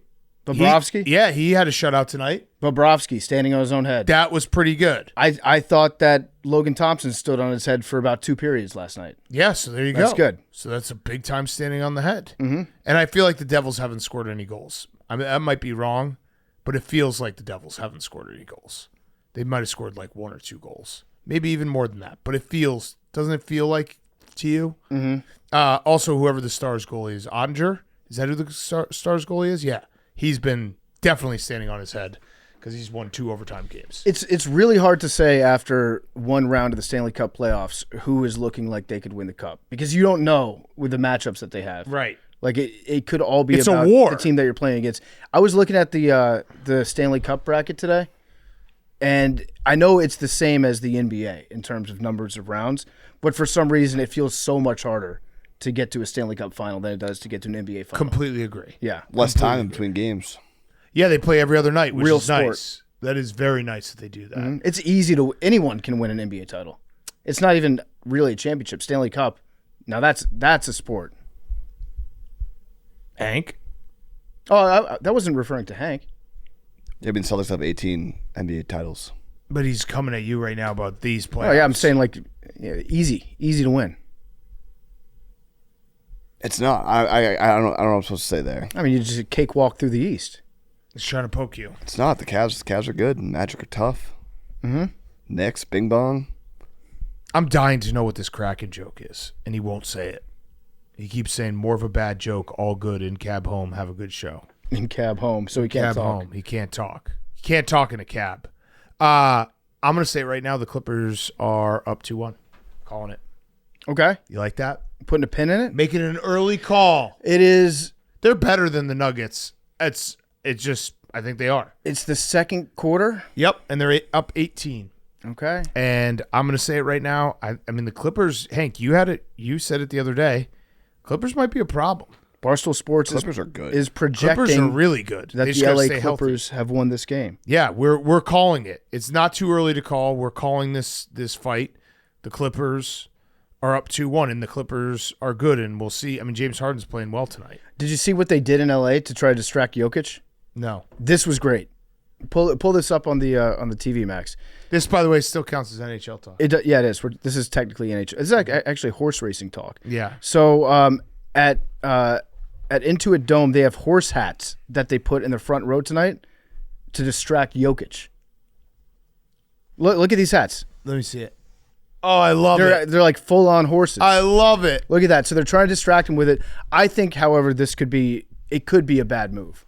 I could see a world where this backfires, where Jokic, it's like when you have a real baddie sitting in the front row. Yeah. And then all of a sudden Jordan Poole's dropping 62 points. He gets in his zen spot. Yeah, so Jokic sees these horses and he's like, I got to stunt for these hoes. All right, fucking hate this. Just say the fucking joke, dude. Well, it's not a joke. Yeah, it's more like whatever. So, listen, the thing next month where I'll be providing definitely skills as a referee. I also have skills as a player. Okay. What's that have to do with the Kraken? Nothing with the Kraken. You were going to say something about the Kraken. You said the thing about the Kraken.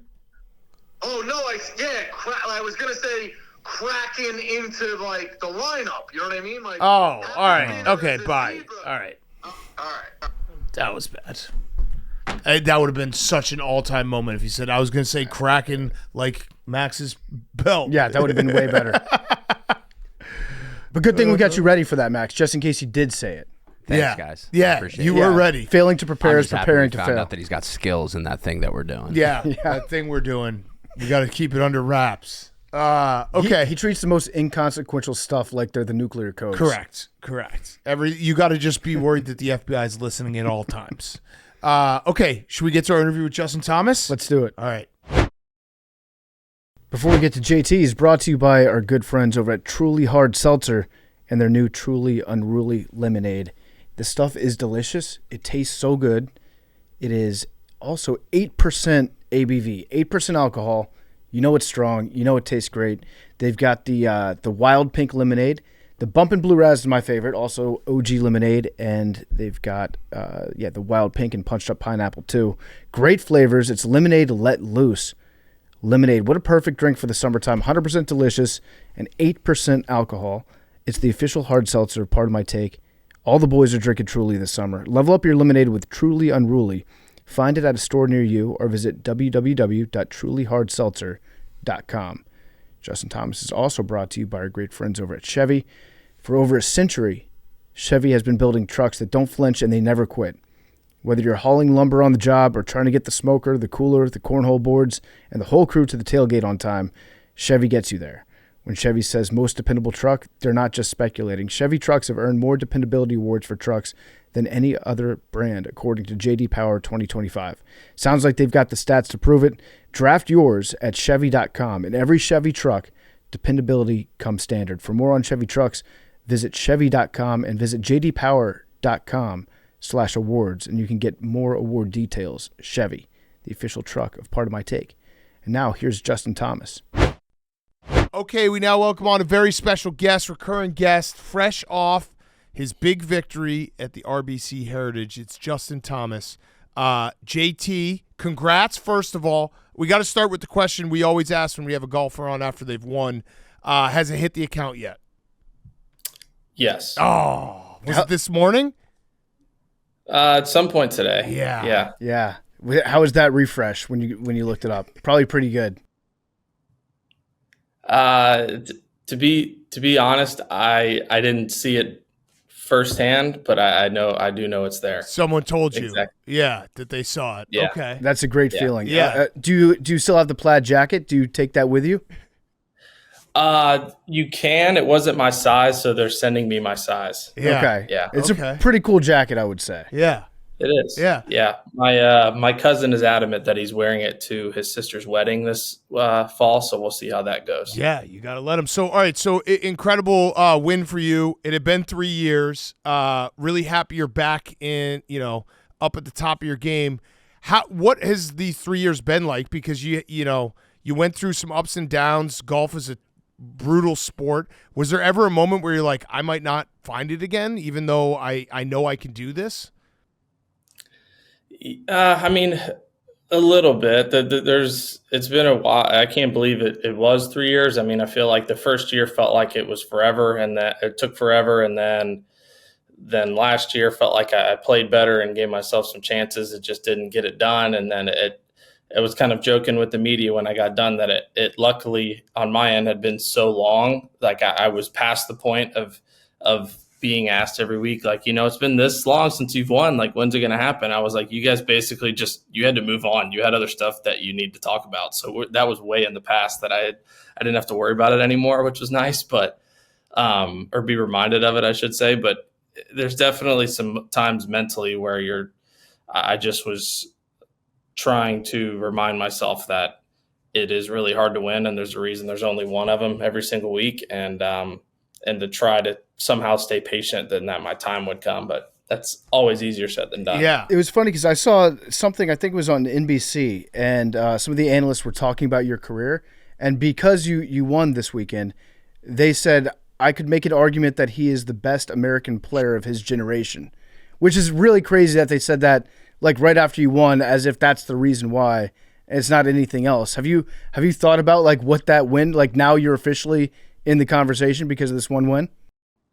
Yeah, I laughed as somebody had sent that. It's like, well, I didn't hear that being said at all in the last couple of years. It just somehow it was a big win for me, but apparently I didn't know it was that big. Yeah. So I guess that's great. But you know how sports are, they have a lot of recency bias in there. And anytime that everybody wants to talk about whoever's the most recent winner or who's playing the best at that time. But I mean, I do know over the course of my career, I've been fortunate to rack up a good amount of wins and different things here and there. But, I got a lot more that I want to accomplish. So hopefully by the end of my career, I have a little better argument than, some people just saying they think that after one win type thing. Yeah, no, you were dog shit last week, and now this week you're one of the best of all time. So congratulations. Exactly. Is there a thing where you get a win and you feel like you might be able to go out there and play just like a little bit lighter, like a little bit more free without the expectation? For sure. I got more and more comfortable each time I'd get in contention, I'd say this year. I think last year I put so much pressure on myself every time I got in contention that I had to win, and I just felt like it was really hard, but I never played well on Sundays. I mean, I would have some good finishes, but I never really had a chance the last couple holes or the back nine. And then I feel like this year I tried to learn from that a little bit, and then really I'm just trying to be more patient and let it happen. And so I feel I'm just trying to learn from, the past couple of years of mistakes of trying too hard almost, but that's always another thing in golf. That's way easier said than done. Yeah. All right, I got a dumb question for you. It's a who's the alpha question. I saw that you credited Xander Schauffele for helping you with your putting. Now, Are you the alpha because you basically tricked one of your competitors? I know you guys are friends, but your competition into helping you? Or is he the alpha because Justin Thomas can't win again without Xander Schauffele's help? Damn, that is it. I don't know if that's a stupid question. That's a good question. Thank you. Yeah, it's because I read it, and obviously the initial how normal human beings should think is that's a really cool story. Guys helping each other out. I obviously read it was like, well, now I got to figure out who's got the edge here. I think you have the edge now. I think he had the edge until you won. Yeah. And then he's like, yeah, he's coming to me for advice. I'll give him a couple pointers here and there. But now This poor fella. Yeah. Oh, this poor little guy. Yeah. I'll help him out. yeah, because now you can take what he taught you and then like add one small wrinkle. Here's what really put me over the top, Right. and then teach him. You have to give him advice back. Or do I? Or I think do that's you? That's the thing. I think to really make sure that I'm standing my ground in this alpha battle is if I get asked down the road, just be like, nah, I'm good. Thanks. Yeah. Well, you also can't let Xander come up to you and be like, hey, JT, you want another tip so you can win again? Because that would be devastating. Mm-hmm. Yeah.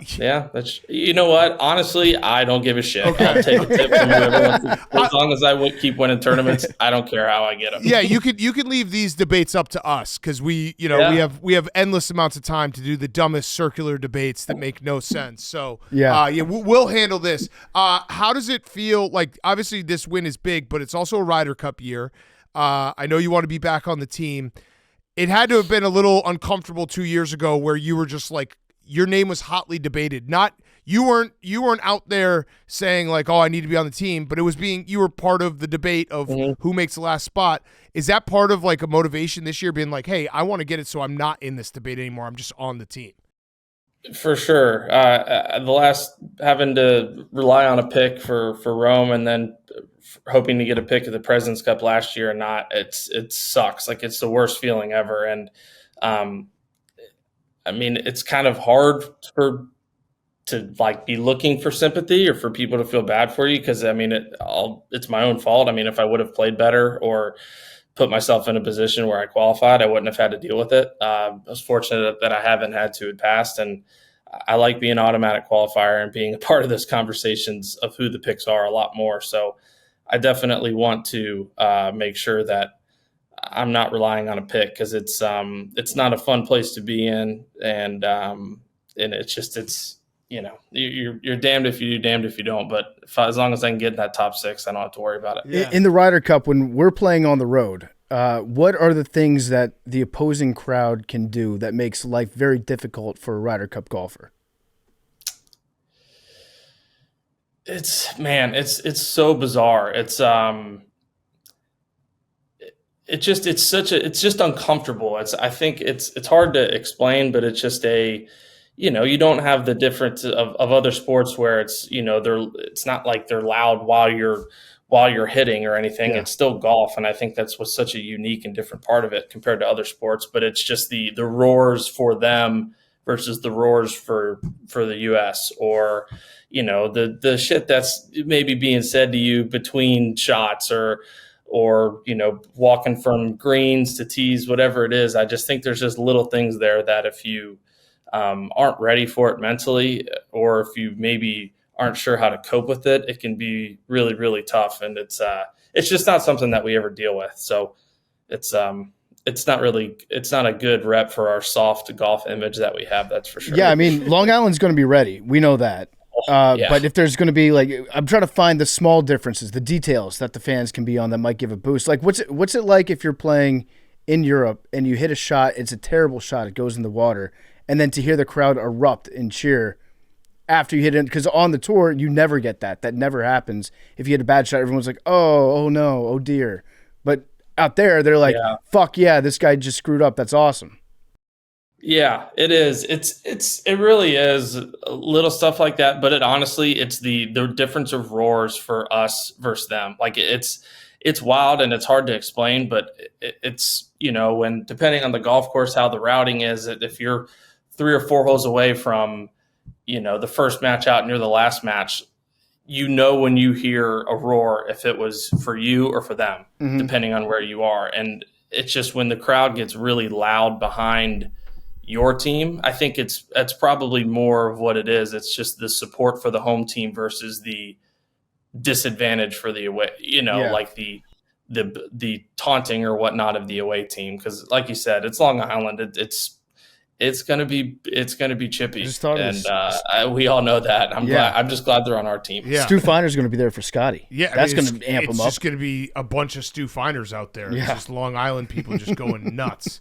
Also dumb question. So you win the RBC Heritage, you beat Andrew Novak. He has not won a tournament before. What's the proper amount of talk afterwards? Because that's a tricky situation where I know if I lose and someone's trying to you don't want to pat him on the back too much, but you also want to be like, hey dude, you played great. So how is that conversation?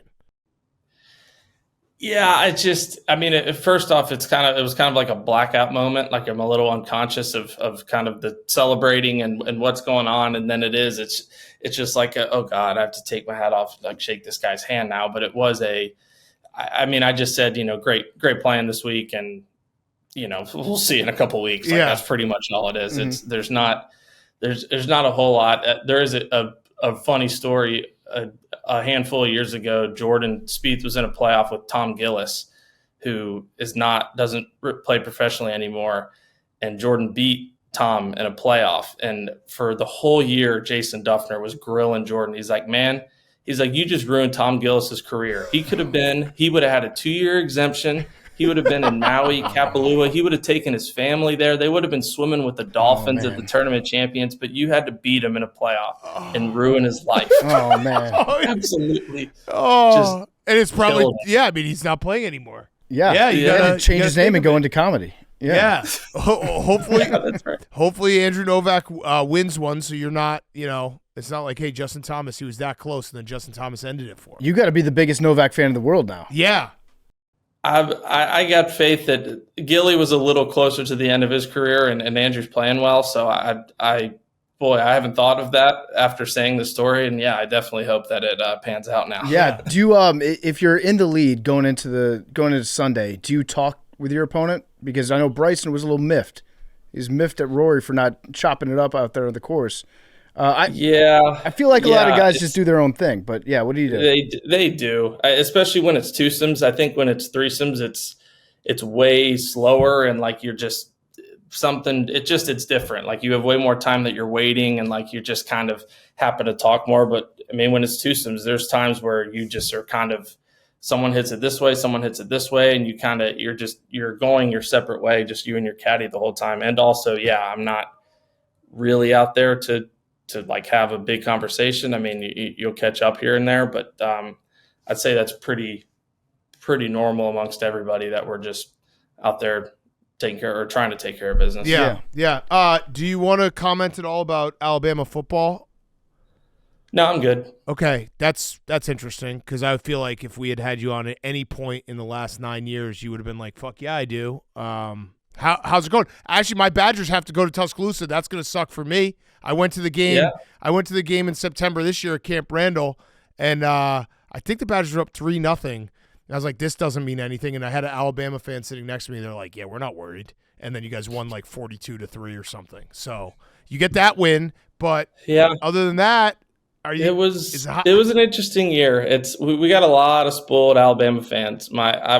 I'm not near as bad as I used to be. I think I used to be unbearable to watch games with. At least that's what I've been told. But hey, it was first year for a coach, and I hate what's going on in NCAA sports right now with the NIL and the transferring. I just think it's not good for college sports and the athletes in general. But we're a basketball school now. Oh, good spin zone. Oh, okay. How many championship games have you guys been to? What's that? You guys have been to a bunch of championship games, right? In basketball. All right, I get it. What about do you as an Alabama fan acknowledge Rico Bosco as an Alabama fan? Rico Bosco is an Alabama fan? Yeah, all right, so there we go. That was the answer we needed. He's a Nate Oates fan. He's a Nate Oates fan over everything. So he just rides with Nate Oates. Nate Oates I'm a big Nate Oates fan. I remember the first time I ever met him, it was like an Alabama charity event for the golf team, and he had just gotten signed as a coach, and he's just mowing down an ice cream cone, and he's like, "What do you do?" I was like, "I play golf." He's like, "Nice. I don't know anything about golf." I was like, "Sounds good, coach. Best of luck to you. I'll see you down the road." Wait, so have you given some money to the new Alabama facilities? Because it looks insane. I have, yeah. It's nuts, man. It's I don't know. I told Coach Sewell, our golf coach, this is the most impressive thing he's ever done as a coach to raise that much money in Tuscaloosa, Alabama. That's that facility it's just bananas. And they, all the good stuff happened after I left school. Yeah. So how many like 8 or 9 win seasons for the football team before we're starting to do some repo work on the golf stuff and being like, all right, we're selling this simulator. We're downside. We're raising this whole building because we got to get the money back to the football program. Yeah, that's true. They may have to start like leasing or renting out like half of the golf facility, like have people living in the locker room, stuff like that. Mm-hmm. Yeah, they'll find a way. That's what the athletic department's for. Yeah. When you're looking back to 2016, 2017, are you like, man, those spring breaks were movies, absolute scenes, the golf bros? Yeah, it was pretty good. Which one was better, 2016 or 2017? The first one was better. It was 2016 because it was our first time, and I felt like the next year we went, like we wanted to do it, but it felt like we like had to, and it was, we had to like be posting a certain, it was different. It took away the fun of the debauchery of a boys trip of just playing golf and just, drinking beers the whole time. But I think the first one was better just with how Sunday went in the Masters for Jordan and Smiley being in the final group and Smiley playing poorly and Jordan, having a tough back nine and not winning. So it was everything was needed for that trip. Yeah, just hit like a nice reset on there. That's how a lot of these vacations go. You go on a trip with your boys, you have a great time, and everybody's like, we got to do this again every year. And then you try to do it the second year, and it's kind of like the first one, but it's maybe not quite as fun. But it was a good group of dudes. If you go back to the same place, for sure. I have tried to pretty much every year since I've left home. I'm really close with a group of guys, so I went to high school with, and I do a boys trip with them every year. We just, we'll have three, 4 of us, and I mean, now that everyone's got families, it gets pretty tough. But and I'm just like, we just need to, whether they come here or we go somewhere, but we try to do somewhere different, and it's a blast. Do you play golf on your boys trips? Yeah, because that's all they want to do. I'll bring like a left-handed set sometimes. I have one friend who talks a lot of shit, and I just love beating him left-handed because then he can't say anything, and it really, really, really hurts him inside. So I remind him of that quite often. Yeah, that's such a dick move, but I respect it. That's what best friends do to each other. Yeah. What do you shoot left-handed? What's that? What do you shoot left-handed? I've only played full 18 holes twice, and I'm kind of like right around 100. But I can shoot mid 40s if I'm not drinking. When I start if I'm drinking and I'm playing left-handed, like it is bad. Yeah. I can't. I hit a point, and I'm like this. I don't know why you guys play golf. Like this isn't fun. I can't do anything I want to do. Yeah. I mean, that's how we play golf. Yeah, pretty much every time we go out. All right, so Hank is right here. He's our golf pro. You got some questions for JT, Hank? Yeah, a couple questions. JT, you're a Whoop guy. I've been wearing my Whoop. And my first question, I was just curious, like what the stress stats differences between like a Sunday back nine and maybe like a Thursday, Friday first or second round. Like, is there a big difference? And is there a way for you to like simulate pressure when you're practicing like that? It's a good question. I haven't looked at the stress before. I'm gonna have my phone right here. I'm gonna give you just full blown raw data. Because I saw they posted Rory's like when he was in the playoff at Sawgrass, and it was like his stress went all the way low before he hit his playoff shot on 17. It's like it seems crazy to me to be able to control that, but obviously that's what you guys do. Like I've done some stuff in past of like, I mean it looks like they were pretty similar. It was a little lower on Thursday and Friday than it was on Sunday, but pretty similar. But I mean, I've done like some stuff, some breath work stuff to where I know how to at least try to kind of get my heart rate down. My heart rate's higher, I would say, way higher than Rory's or some other people, but it's more of just kind of like my getting it to my whatever baseline is type thing. Yeah. You ever do the back away where you're about to hit a big putt and you're like, no, it's just not right. Something's not right. step away? Yeah.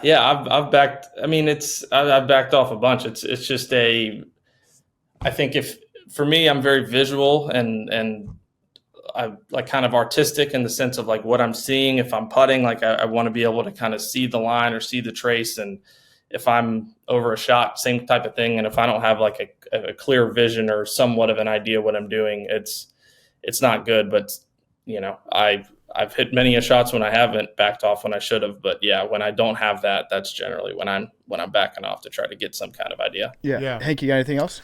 Yeah, I'm a bad golfer and a mental head case at that, and I'm a big fan of seeing like one Instagram reel with a tip and then just completely changing everything I do. And I saw one recently that was Patrick Cantlay talking about how he only uses one wedge around the greens, where he used to have, the different numbers and try the different shots and stuff, and he got better once he was like, I'm just going to use a 60, or I think he said 61, which I didn't understand, but yeah, I'm just going to use a 61 and just use that for everything. And I was like, I think I'm going to start doing that, even though I never have before. And I was curious if that, because it made sense to me where it's like you think less. You know what club you're going to hit, but obviously you have a great short game and, you probably need different shots. But is that something you would recommend or thought about? Yeah, it's funny because like Mike, who caddies for me now, used to caddy for Patrick for a while. So, I mean, I've known him not only through caddying for me, but before that. And Pat is also someone he knows a lot of different things about the game, but he'll kind of subtly pick guys' brains and when he wants to learn stuff. And I remember there was kind of like a 6 months or so or a year where he was really asking a lot of chipping questions. And then I happened to be talking about it with my caddy Rev a couple months ago about using different clubs. And he was like, I don't know if you remember, but it's some team event or some event. And he's like, Pat was just grilling you about questions about using this. Like it was me, him, and Jordan, I think, were playing, and he was asking Jordan and I so many questions. So again, something that we just apparently we like to make all of our peers better instead of keep all of the information to ourselves, it seems like. Yeah. But it's kind of whatever fits the player. I mean, a lot of guys predominantly just take a lob wedge and try to fly it close to the hole with as much spin as they can, but it changes a lot each week depending on the grass. But I like to use kind of whatever club is more of like a first instinct. I think generally the harder I try to make it, the worse off it is versus if I just go with what I first see type thing. Yeah. I thought you had one of the best shots of the last month or two. I don't know which day this was, maybe Thursday or Friday. The one that you played out of the mud, where the ball was sitting up towards the top, because I think every golfer has been in that situation. They see their ball, they're like, I can play this. So you take a giant swing at it, and immediately afterwards, you can see the look on your face. You're just like, well, that was fucking stupid, because you're like covered in mud at the time. Is that a shot that you practice?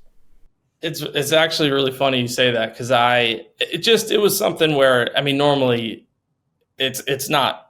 It wouldn't be worth it. It just was where I was going to have to drop. I was getting zero advantage. Like I was still behind a bunch of trees, and I was likely going to have to chip out. And I was like, well, I know that if I catch this how I want, I can actually get it to the fairway and have a chance to maybe make a par.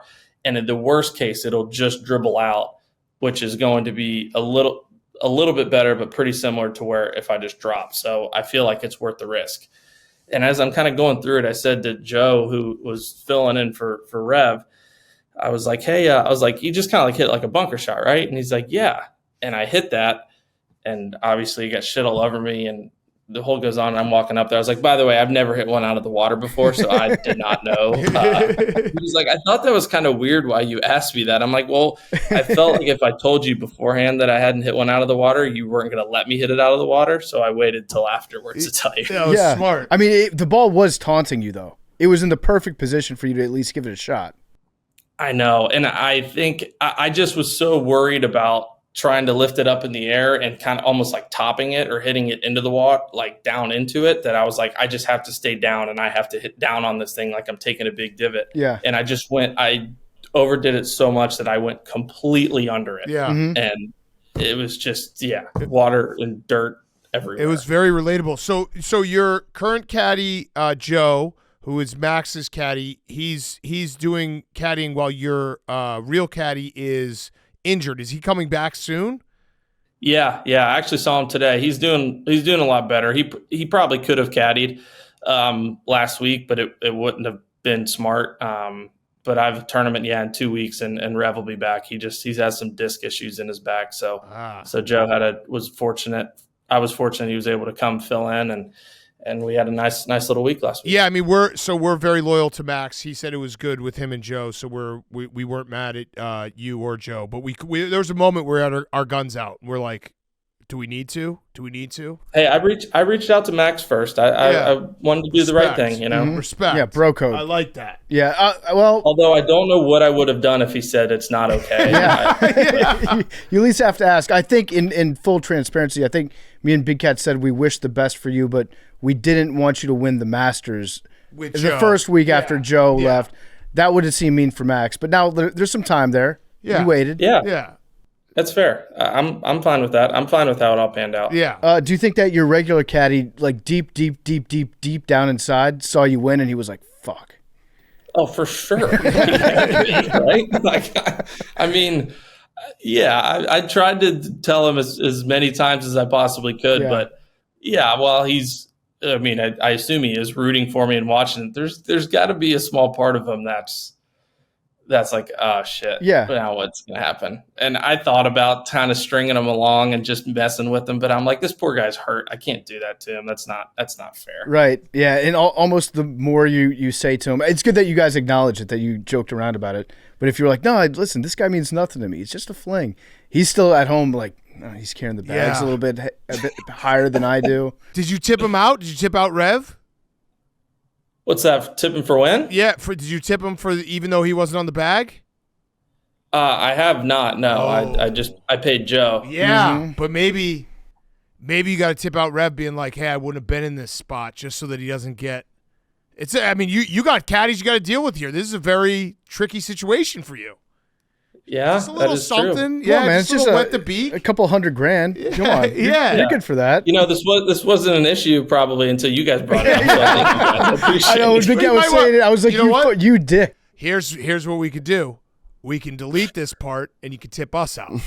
Okay? Oh, so we can extort you. wins. We can extort you right now. We can make sure this goes bye-bye, never goes on the podcast. You tip us out, and we're good to go. I mean, I don't see what could go wrong in that situation. Then we just every 2 months we're like, hey JT, we still got that footage.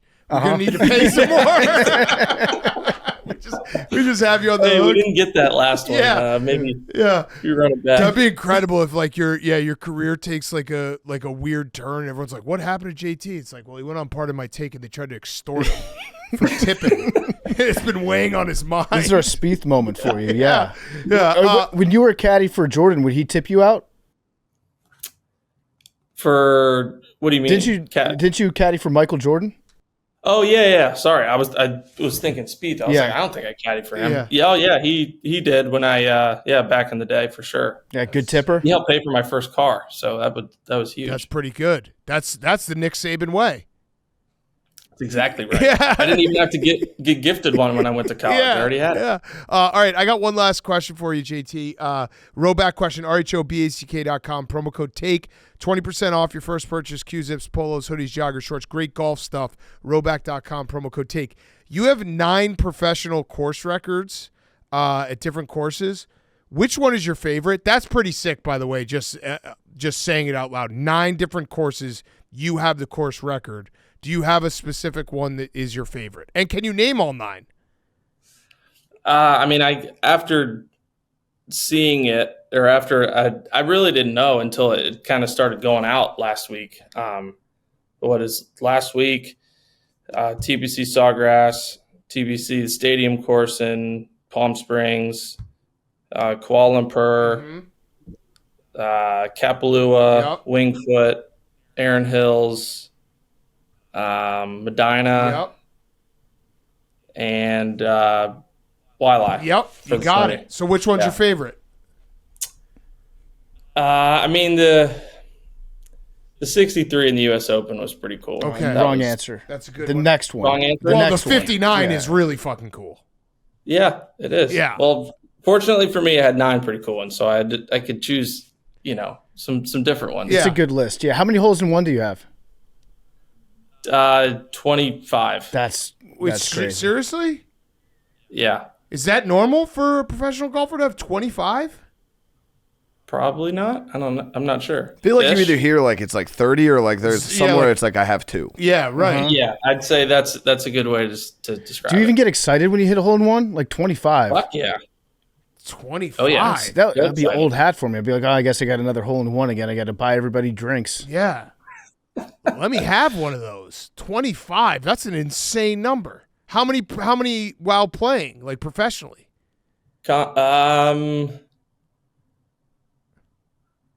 It's like 4 or 5. Okay, so a lot of those are like are when you're playing privately. Beforehand. Yeah. But, well, not in professional tournaments. Yeah. Do you have a favorite hole in one? Sunday of the Masters, the year Tiger won, I made one. That's pretty sick. That is pretty cool. That's actually what I think most people remember about that Sunday. Yeah, definitely. That's actually the first. It's always like, wow, Tiger, he won the Masters. But like, Justin made the hole in one, right? Yeah, when people are like, hey, yeah, Tiger, he won the Masters, like, well, he won it a bunch of times. Are you talking about the time he won it when JT got that hole in one? That's how we got to. There we go. That's going to cost you more money for us to get that narrative going. We'll give you our wire information after this. JT, though, thank you so much, man. We appreciate having you on. Best of luck the rest of the year. Hopefully see you in the Ryder Cup. We got to win the Ryder Cup. It's a must win. It's a must win. Absolutely. Okay. All right. I feel absolutely good. Thank you, guys, and please don't try to extort me for too much. That's okay. It's very polite. Justin Thomas was brought to you by Pardon My Cheesesteak. The NFL Draft is here, and ordering Pardon My Cheesesteak for your draft day meal or late night eats is the best pick that you can make. Pardon My Cheesesteak offers a wide variety of cheesesteaks, loaded fries, popular desserts, all delivered right to your door so you don't have to miss any of the action on your couch. Pick your favorite cheesesteak made with thin sliced steak, melted provolone, mouth-watering cheese sauce, and caramelized onions on a toasted hoagie roll. And you can order the popular Big Cat Combo, get your choice of a cheesesteak, fries, and a drink. Go to pardonmycheesesteak.com, use promo code DRAFTDAY, and you get free delivery through Saturday night, April 26th. Just go to pardonmycheesesteak.com and use promo code DRAFTDAY, and you get free delivery all the way through Saturday.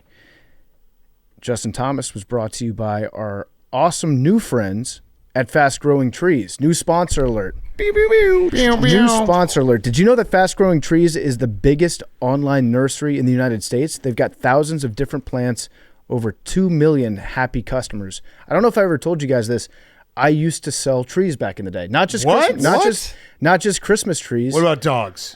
Used dogs too. Wow. But these were brand new, like right off the factory line, trees and plants. Worked in a nursery for a little bit. From the soil?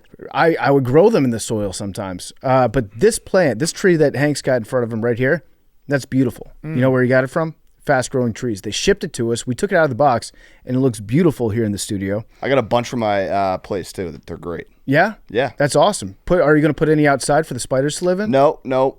You don't want that. No, I don't. No, spiders are dead, I thought. Spiders are dead, but I'm not trying to tempt them to come back. These trees are beautiful trees. Call it the spiders. Fuck the spiders. Come at me. I got a crazy contraption for them. Any spiders listening, mount up. Yeah. You have a public enemy right now. He's calling you out. It's like a heavy duty spider sprayer. Well, that's a Swiss cheese plant is what you have over there. So it's probably a Packers fan. Mm-hmm.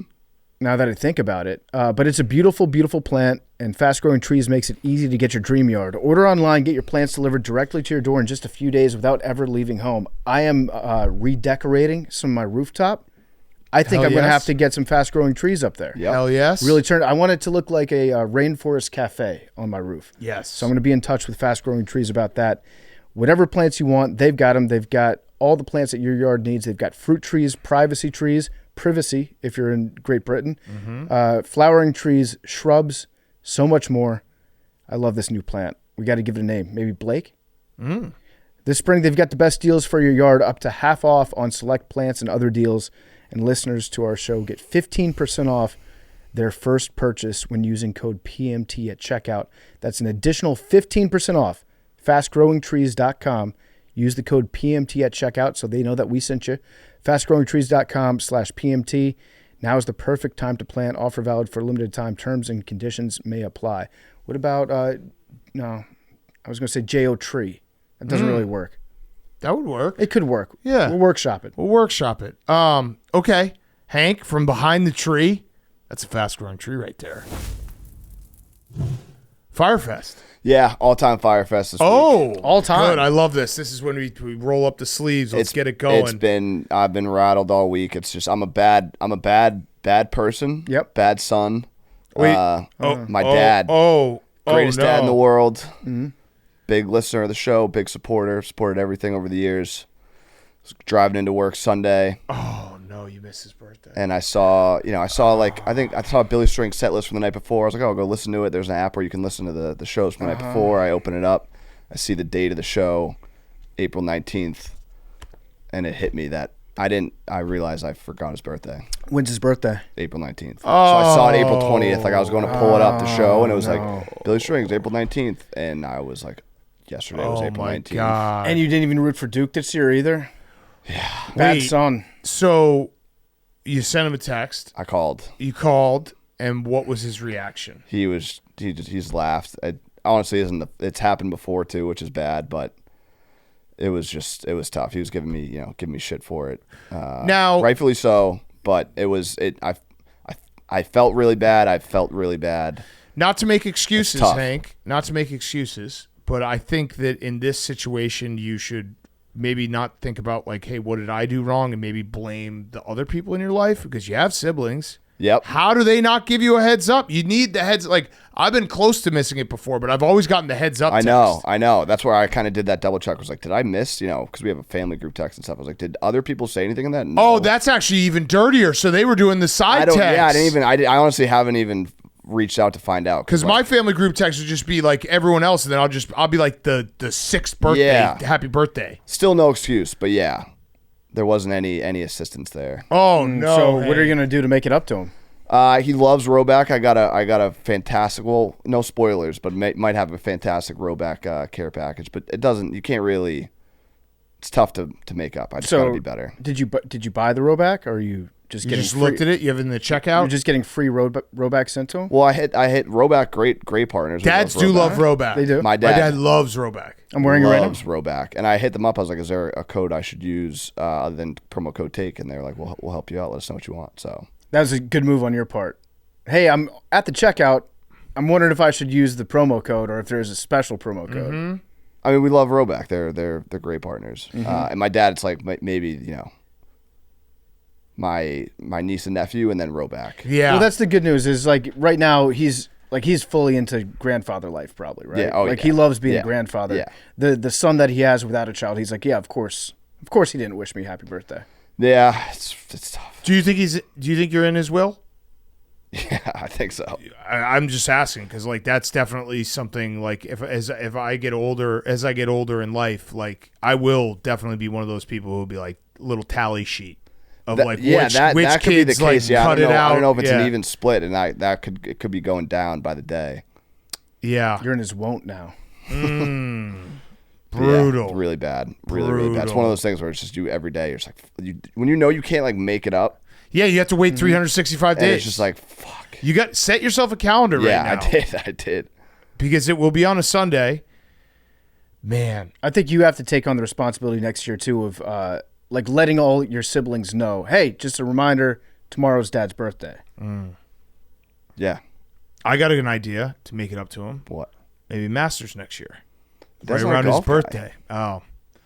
I'm Maybe down. Taco Bell next Yeah. year. Yeah.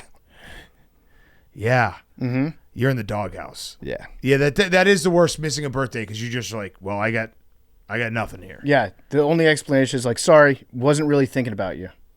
I missed one. It's really just I just don't look like the calendar when it's a Saturday. Like I wasn't like, what day is it today? But I should have been aware of it earlier in the week is probably where I went wrong. But I just looked, and I wouldn't have even seen it Sunday. Like I don't know. I don't.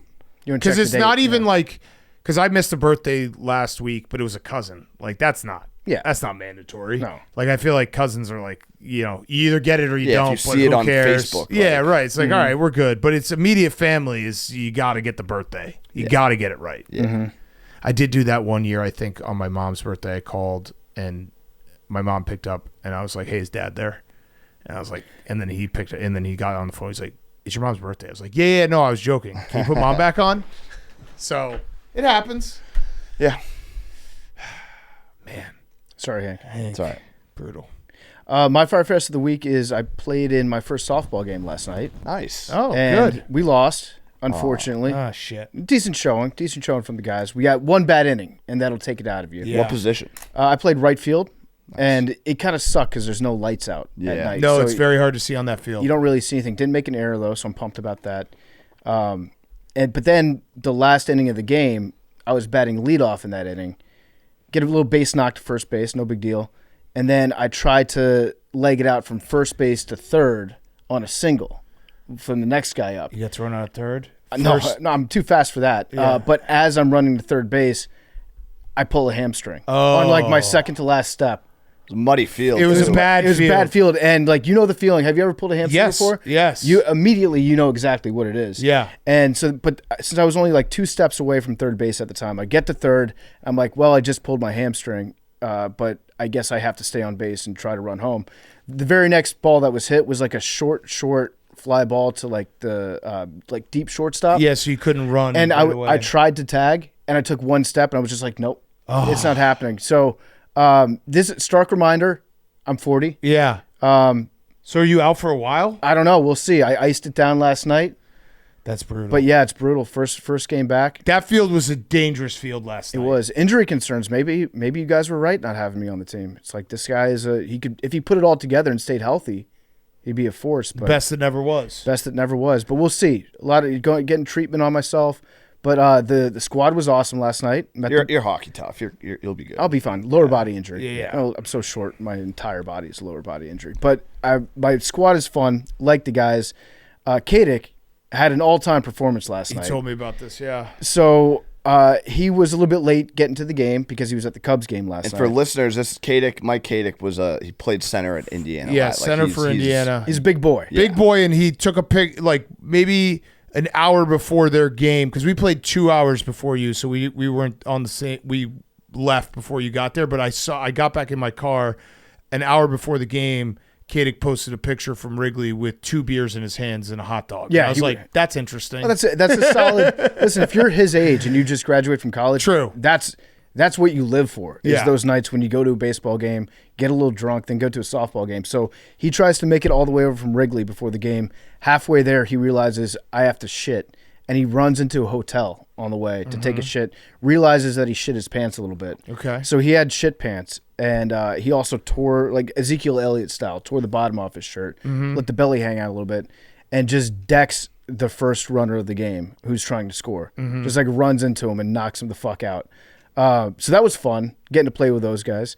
That's a football player playing softball. That sounds exactly like Yeah. an offensive lineman drunk playing softball. Yeah. would Yeah. do. And then at the end of the night, we played the night game, which started at 9:30. And so when I was leaving my house at like 8:45, I was thinking about going to sleep. Oh yeah, dude. Yeah. I used to play a league where the late game was 10:30, and it was just like it was the worst feeling ever at 10 p.m. being like time to go play softball. Exactly. Yeah. Like I would much rather be getting ready for bed Right. than leaving my house to go to a softball game. But it was fun. And then I leave afterwards, and all the other guys are like, yeah, we're going out to a bar if you want to come along. I'm like, I can't go out to a bar and drink alcohol. It's a Wednesday night. And you have a hamstring injury. I have a hamstring injury. I got to get home and ice it down. So yeah, I'm on like the 3-day DL. Okay. I think That's not bad. Yeah, we'll see how I stand after this weekend. Yeah. Yeah, that feels You can rest it up this weekend. Maybe. I'm going to be doing a lot of walking on Friday. I'm going to Montreal. You're going gonna end up with a purple leg. I'm going to be with Oldie. Oldie's going to be taking me around Montreal. I'm sure he'll want to just chill out and sit still in one place. yeah. Yeah, By but the way, I don't know if we mentioned. I think I mentioned on the Yak, but Oldie, we've hired Oldie at Barstool Sports. He's not going to be moving here from Canada, but he'll be here. I don't know. We'll have him for some hockey streams. I think we have talked him- about that like Did a we? week ago. Yeah. Oh, we did. I did say it on the Yeah. show. I don't think I said it on During the show. the Whitney interview. Oh yeah. That was right before we officially did hire him this week though. We had not hired him yet, but we have officially hired him. That was before we had officially. I'm Bumping and grinding. Fuck yeah. I'm so excited to go through Montreal with Oldie. Oh, it's gonna be great. Montreal, I've heard, is a very fun city, and then having Oldie show me around. I don't know if he speaks French. I think we're gonna try, but he put out a video this morning where he's like get into a cold tub. He's got the side pouch. Oh out yeah, with the Speedo. I saw it. He is Oldie. He's like doing a drug. Hanging out with Oldie is like being on drugs. Yeah. I'm pumped. Yeah. All right. My Fyre Fest, I got a couple. One was we do our Pittsburgh radio hit every other week. PFT and I alternate. Great guys, Bill and Randy. This morning I was very tired, and I joined on the radio, and they played sound from 2 weeks ago when I was on, and I didn't realize that it was from 2 weeks ago, and I was just responding to questions, and then I heard my own voice, and so I was just talking to myself in the car. And I was like, this is really embarrassing. So you heard the interview where it was the two of them and then you. Yeah. And then, but before I could answer, I started answering again. Yeah. A conversation I had already had. Right. Were you getting into an argument with yourself? I was just, Did you my have answer, the same take? It was pretty similar. That's good. They're like, do you want Ginty? And then a week ago you were like, no. And now you're like, yeah. No, it was something about the Pirates like screwing up. They were selling like the bricks in front. Yeah. And I was like, oh, that's a Cubs move. And then I said that 2 weeks ago. And then as I was driving on the call, I started saying, oh, that's a Cubs move. And then it was like an echo. And it was my voice saying, oh, that's a Cubs move. I was like, Jesus Christ, dude. There are times when I get into the car and I'm leaving work. I think it's on Wednesday. That's when you do your ESPN hit in Chicago. Yeah. On Wednesdays sometimes I'll be wrapping up macrodosing. And then I'll get into the car at like 3 whenever you do the hit. And I'll hop in, and then the first thing I hear is Big Cat being interviewed on the radio. Yeah. And I feel like I'm still at work. Yeah. It's a weird feeling. And then my other Fyre Fest is, I don't know if this is a Fyre Fest, you guys can tell me. I think, we do a really good job with our interviews here. We make guests feel comfortable. Sometimes maybe we feel too comfortable with the guests. I didn't even think about it until Wednesday's show went live, and then I got a bunch of tweets, and they're like, hey, dude, you called an NFL head coach a pussy. And I was like, oh yeah, I guess I did. Well, that was weird. Well, I don't think I've ever done that. Did you call him a pussy? I did. I said stop being a pussy when we were talking about the tush push. I'm talking about Matt LaFleur, who is a very good guy, and we appreciate him coming on. But that was like one of those ones where I probably shouldn't have done that. Well, I think the Packers thing helps out a little. Like yeah, but still, like, it's like Bears, Packers. Yeah. So I saw the clip. I didn't think that you called him a pussy. Were we talking about the Packers in general being a pussy? No, we were saying the tush push. Right, but I think he we were was saying like, the Packers are pussies. No, he was like, I don't want to give my real opinion. I said something like, oh, don't be a pussy. Either way, probably got to clean that up. I did notice that when the word pussy exited your mouth, he like blinked. Yeah, he's like, I don't think he was. No, I don't think. I texted him and we've met him a couple times. He's a great guy. I don't know if we're at pussy level yet. Yeah, if you're a head coach, but think about it. If you're a head coach in the NFL, it's probably been years since someone's called you a pussy. True. Right? Yeah, actually, if you think about it, what if this is the undermining of the entire Packers organization? Right. Like I called him a pussy and was like, you can talk like that? Yeah. And then it's just chaos. Or what if it just adds more fuel to the rivalry? Yeah. Like Ben Johnson basically called him a pussy. Yeah. And then you called him a pussy. Either way, I'm going to say hand up on that one. I probably should just be a little more aware of that. Would you say that to Dan Campbell? Absolutely not. Because Dan Campbell is not a pussy. There you go. Yeah, it's true. You just called Matt LaFleur pussy again. Yeah. Uh-huh. No, I don't think he's a pussy. He might have had pussy behavior when he didn't answer the tush push question.